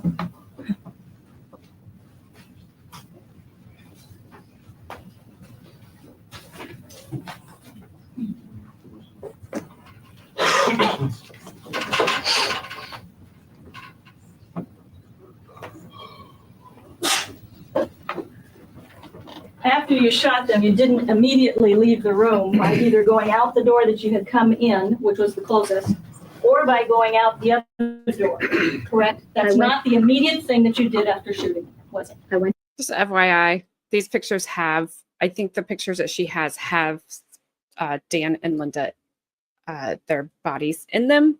So just be aware. If they showed them all at the beginning of the trial, but just for those of you, if you didn't see the beginning and you haven't seen them, you don't want to see them, I believe they're in there. To get the phone. Okay. You went around the bed, all around the bed, through here where there's this armoire where Dan is lying on the floor in order to get the phone, correct? I don't remember that piece of furniture there. All I remember is going to get the phone. I don't even know if it was on the floor. I think it was on the floor. The armoire obviously was there and it was open, right? And Dan was on the floor and you had to walk through this area where Dan was reaching for the phone in order to grab the phone and pull it out of the wall, didn't you? I don't know. I don't know. The phone was on this nightstand right next to the bed, wasn't it? No, I'm thinking it was on the floor. The phone was on the floor. Yes. Okay, and where was it on the floor? Was it on the floor right next to Dan's body? I didn't see that furniture. I didn't see Dan. I didn't see the bed. I didn't see Linda. Where was the know. I don't know. Well, you said it was on the floor. I'm thinking it was on the floor. For some reason, I'm thinking it was on the floor. You testified that you picked up the phone because Dan was reaching for the phone and you ripped it out of the wall. Where were you standing when you picked up the phone and ripped it out of the wall? Somewhere over there. Somewhere over in this area by Dan Broderick where he was lying, correct? I don't know. The phone. Or were you standing at the end of the bed? I don't know. The phone had a very, very long cord on it. I could have gotten the cord first and pulled the phone to me. If the phone is on this nightstand next to the bed, But it it's wasn't. plugged into this wall, the cord is not anywhere out here, is it? I don't believe the phone was on the nightstand. It's been asked and answered. She's on cross. The phone, I don't believe the phone was on the nightstand. I'm sorry, I think it was on the floor. And the reason you pulled the phone out was because Dan was reaching for the phone. I didn't want him to call the police. And before you pulled the phone out, you hit him with your gun on the hand when he was reaching for the phone, didn't you? No, no, You hit him. no. Didn't you tell Dr. DeFrancesca? Dan was on the floor, puts his hands up. Okay, you got me. Hit him on the hand because I didn't get him. I don't remember saying that. Did you hit Mr. Broderick when he was reaching for the phone on the ground over there? No. Okay, he did put his hands up and say, okay, you got me, didn't he? I know that I told Lee that day and everything, but I don't remember him sitting up in bed and saying anything like that at all. Well, you didn't just tell Lee that. After there was testimony by Lee at the preliminary hearing, you called up Amy Wallace to correct the testimony, didn't you? I told other people that day that that's what happened, but I don't remember that that's what happened. Okay, so you don't remember it now, but you are saying that that's what happened. That Dan did put his hands up when you came around the bed there and said, okay, you got me. And that's when you hit him, and that's when you grabbed the phone. Your Honor, I objection don't- is argument. Sustained. It's not found. Did you hit him on the hand when you walked around the bed there? I don't remember seeing Dan at all. Or Linda. I mean, I just don't, I didn't see them.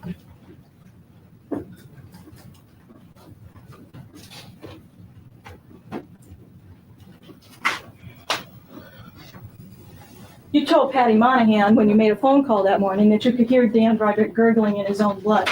That's not, no, Patty Monahan did not say that. Patty Monahan doesn't even remember me saying that because I didn't say that. Patty Monahan told Jerry Thatcher immediately that morning, after hearing you say that you had said you heard Dan gurgling in his own blood. But Jerry Thatcher didn't remember that till 8 months later. Well, Patty we're not- Monahan Mrs. and Broderick- I don't remember that happening. Jerry Thatcher's the only one in the earth that thinks he remembers that happened, and he didn't remember it till 8 months later. Where do you get the 8 months later I business? thought that's what happened at the last trial when he said that. Well, he was interviewed by an investigator many months before that, only a few months after these events. Well, how many months have, Well, These Patty events that Monahan you told the remember. same thing to Sue Sparrow too that day, didn't she? not that I Your Honor, know. objection, and we know this isn't proper, we know it is. How is that? It's not a problem, Mr. Williams. May we approach the bench, Your No, Honor? just on the basis, your legal basis for your objection. It assumes facts, not evidence, Your Honor. She's on cross. I assume she has good faith belief that was statement was made to Ms. Farrell. No, Your Honor, may we approach the bench? Sure. Oh, he's mad. Go ahead. It is true that in order to pull the phone out of the wall, you would have had to have been over in the vicinity of Dan Broderick's body. And it is true that after he was shot, he would have been gurgling in his own blood. So that statement is consistent with something that you might have said to Patty Monahan, isn't it?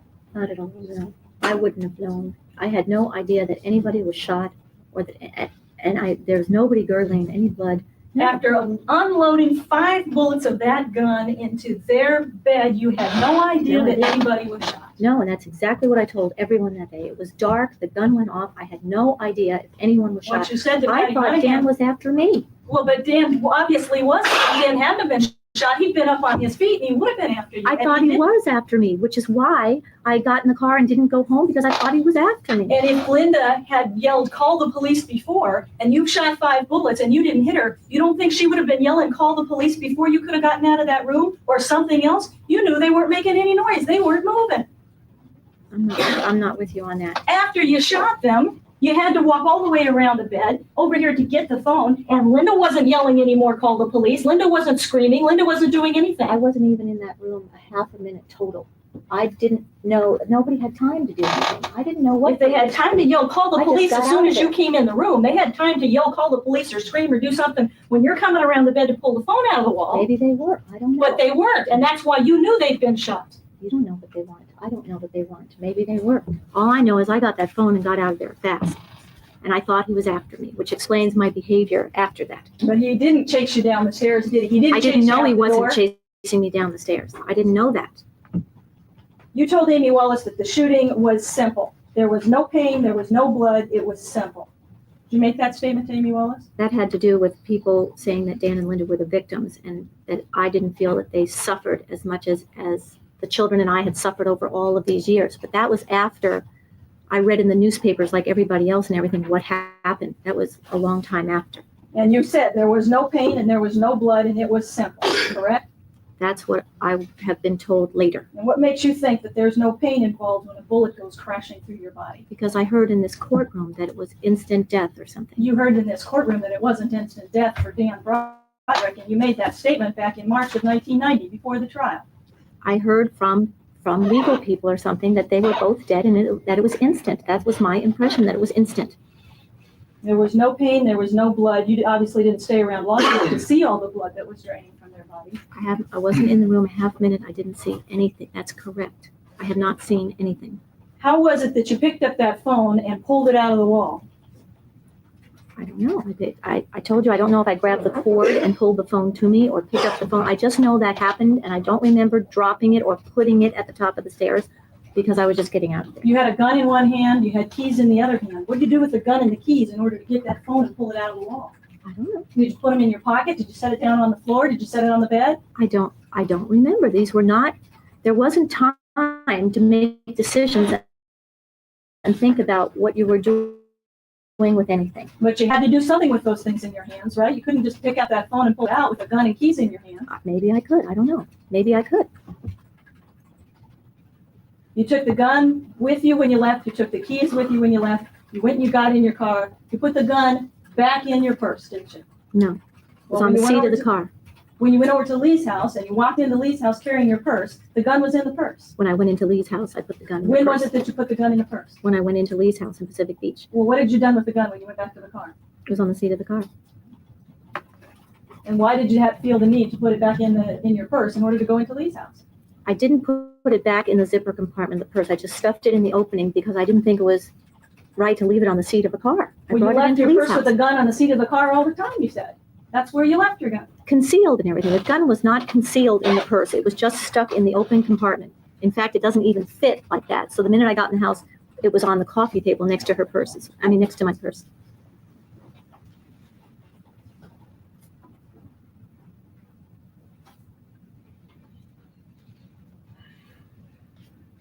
We've already talked about the fact that after you were arrested, you had quite a bit of contact with the press and the media in the weeks following your arrest, correct?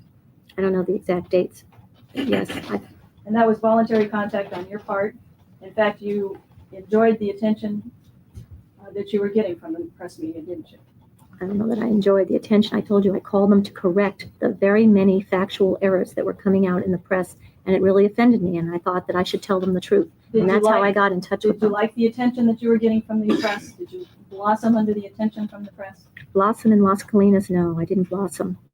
Did you have to correct things when you gave an interview for 2020 and when you gave an interview to People magazine and when you gave an interview to Mirabella magazine and when you gave an interview to Ladies Home Journal and when you gave an interview to the Los Angeles Times and the San Diego Union? Were all of those in order so that you could correct misconceptions? All of those with the exception of the one LA Times story were after the first trial and toward this trial. And it wasn't, I don't think it was correcting anything at that point because I felt I'd corrected it during the first trial. But the Amy Wallace story, I thought I was correcting. When she went and printed her supposed correction of the story, it had as many or more errors in her final version. So it seemed stupid of me. I didn't call any more to the press to correct errors because You they just not only called didn't them correct to them, they tell made your more. story. And it never got corrected, and it got told wrong. That LA Times story was awful, and it was not the story, and it had more mistakes in it than the original. You talked to Amy Wallace on many occasions until she wrote the article, and then you were so angry at the article because you didn't think it was favorable See? that you refused to talk to her anymore, correct? Right. Why talk? I talked to her to correct things. The article comes out, and it had more mistakes than ever were in the beginning. And Why you felt- bother talking? You felt that your attorney at the time was not handling the press correctly after you entered Las Colinas. You wrote that Mark Wolf has made 2 court appearances for me. He was terrible at each of them, late, fumbling, unimpressive. He's really botching handling the press as well. Not to worry, I'll take care of it. I don't remember writing that, but I remember Mark Wolf hired a PR firm in the beginning of this case, and I was not comfortable with a PR firm. And did you write, is this your handwriting that says he really is botching handling the press as well? Not to worry, I'll take care of it. And I fired the PR person. That's right. And you took care of it. Fired. Right.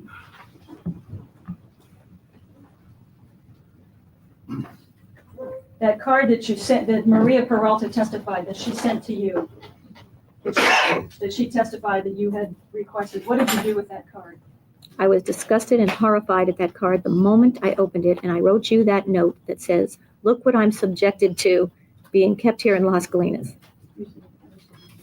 And I sent it to you.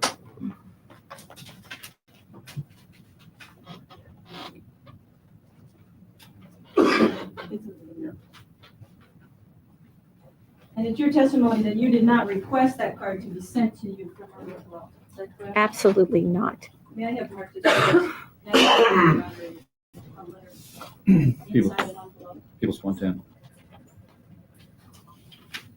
And so when she got out of custody just on her own, she decided to send that card to you. She was trying to be friendly with me from the day she said she met me because I was a media figure, and she was trying to establish contact with me. I never wrote her back. I never answered it, and I was freaked out by that letter.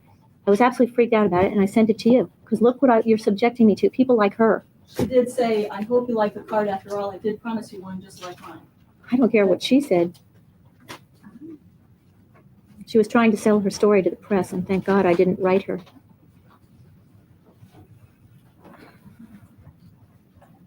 You also told Amy Wallace after these killings that you felt that you had only one choice, his funeral or mine. I was And going you made the choice to make it his funeral, correct? to, you're saying I said that? You said I Absolutely. had only one choice, his funeral or mine. And that's the end of my quote, right? Yes, is that what you said? Yes. And so you obviously made the choice to make it his funeral. Does that, that has to do with my mom and stuff, and it has to do with my mom. And I said, Mom, you don't understand that, it was him or me on that day. It was him or me. And And you I made the wouldn't- choice to make it him. That's what turned out. It was not a conscious choice. No, I was intending, Was that your word, choice? It was my choice, his funeral or mine? excuse me? Isn't that your word, choice, that you made the choice? What she I doesn't think what I understand is actually had only said- one choice, his funeral or mine. I don't remember. It was to my mother that I said that on the phone. And I said, Mom, what you don't understand is it was him or me. You also wrote a letter to a friend from jail where you said, whatever the future holds, I'll be okay. I've chosen the path of peace and I finally have it. I don't remember saying that, but it's been more peaceful for me being in jail, yes. I'm not as afraid that he's after me all the time. I have no further questions. After recess, sorry.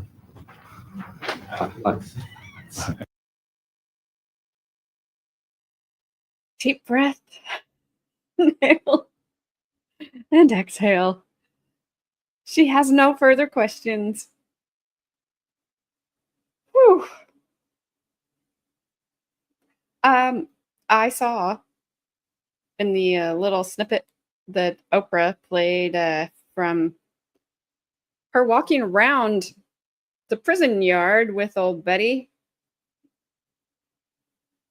Betty had on like a windbreaker and jeans, looked like normal clothes, and was just walking through a yard, like a lawn, like grass.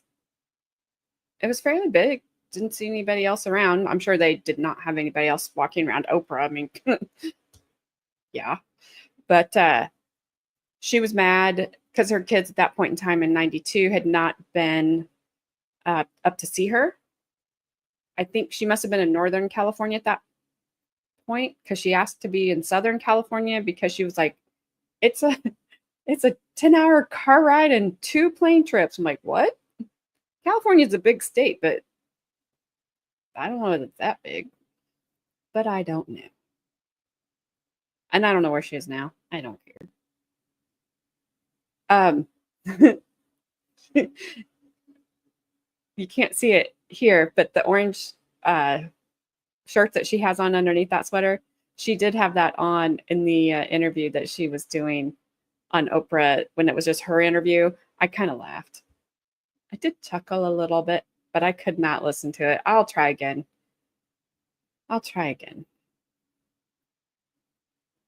But yes, that was brutal. Excuse me. And nobody does. Well, I wouldn't say nobody believes she's a victim anymore. I found people that do. Well, because, like I said, Pelltown, at the end of the day, that's still her mom, their mom. And I know some people that have had some really crappy parents, but at the end of the day, that's the only parents they have. And they still end up, at some point in time, I've seen some people actually end up having a really good relationship when they had a crappy mom growing up. But that's their only parent. And I don't know what I would do. I really don't. It's long, but not that wide. True, AT1. It is a very long state. But I don't know I don't know geographically where the kids were located versus where she was located, because I wouldn't believe her if she told me that they just had to cross the street and walk 2 blocks. I would not, I wouldn't believe her. But we made it. This was long. That's true, Zach. She has not ever unalived anyone. So we must have done something right. Or maybe I've done something right.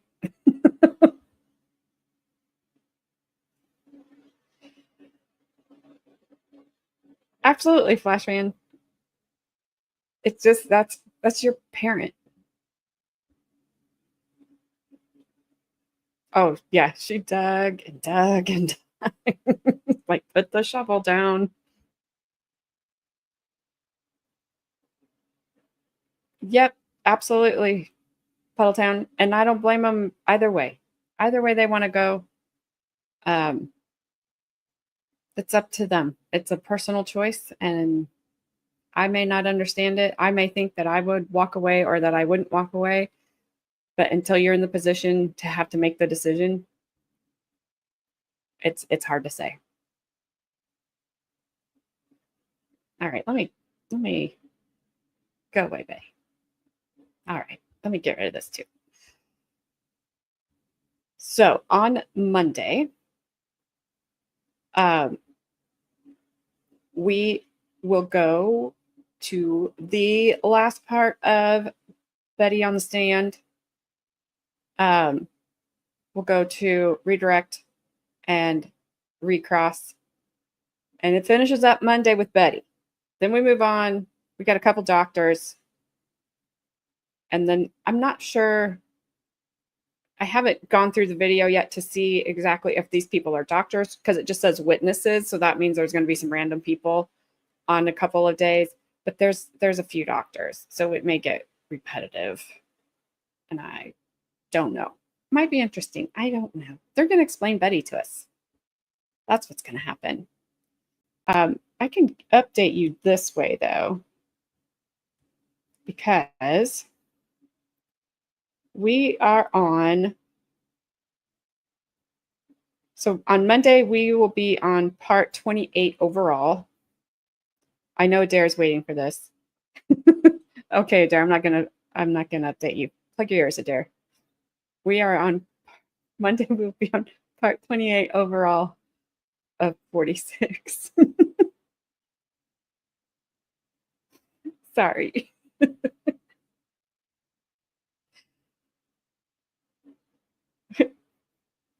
Yep.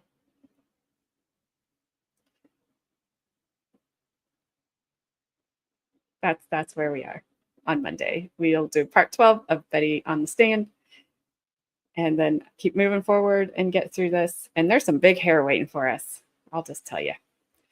So until I see you guys all on Monday, have a great weekend. I will be with my granddaughter tomorrow, Saturday, and Sunday. I will see you guys all Monday. I'm going to plan on 6 o'clock. If that works, then that's what I'm going to do. And I will put the live up as soon as I can. But thank you all for being here and hanging out. I always appreciate it. Thank you for the super chats. Zach, I'm glad you're okay and hanging in there. And I will go watch what you had to say on the expert, because I'm very, very curious. Are you calling me AJ Betty? Puddletown. That's not nice. All right, guys, have a great weekend. Behave. Am I going to tell my chat what to do if someone was being aggressive? Tell a mod. Is that what you want me to do? Is that good, Carmen? I don't think anybody will be aggressive in live chat. And if they're going to be aggressive outside of here, then I'll see it myself because it'll be to me. It's fine. It's fine. It's part of this. But no, we would never let anybody be aggressive to anybody in chat. That's not going to happen. My mods will be not only will my mods get you, but the chat will get you. I have a great chat, so don't underestimate them. Oh no, let's not go into that tonight. I'm gonna go, Carmen. You go do what you told me you had to do, and everybody else, have a great weekend. Be safe. Make the good choices. All that stuff. I always tell you, I only have money to bail Gabby out because I haven't saved any more. So that's all I got. So be good. I'll see you guys all later. Now I will. Bye.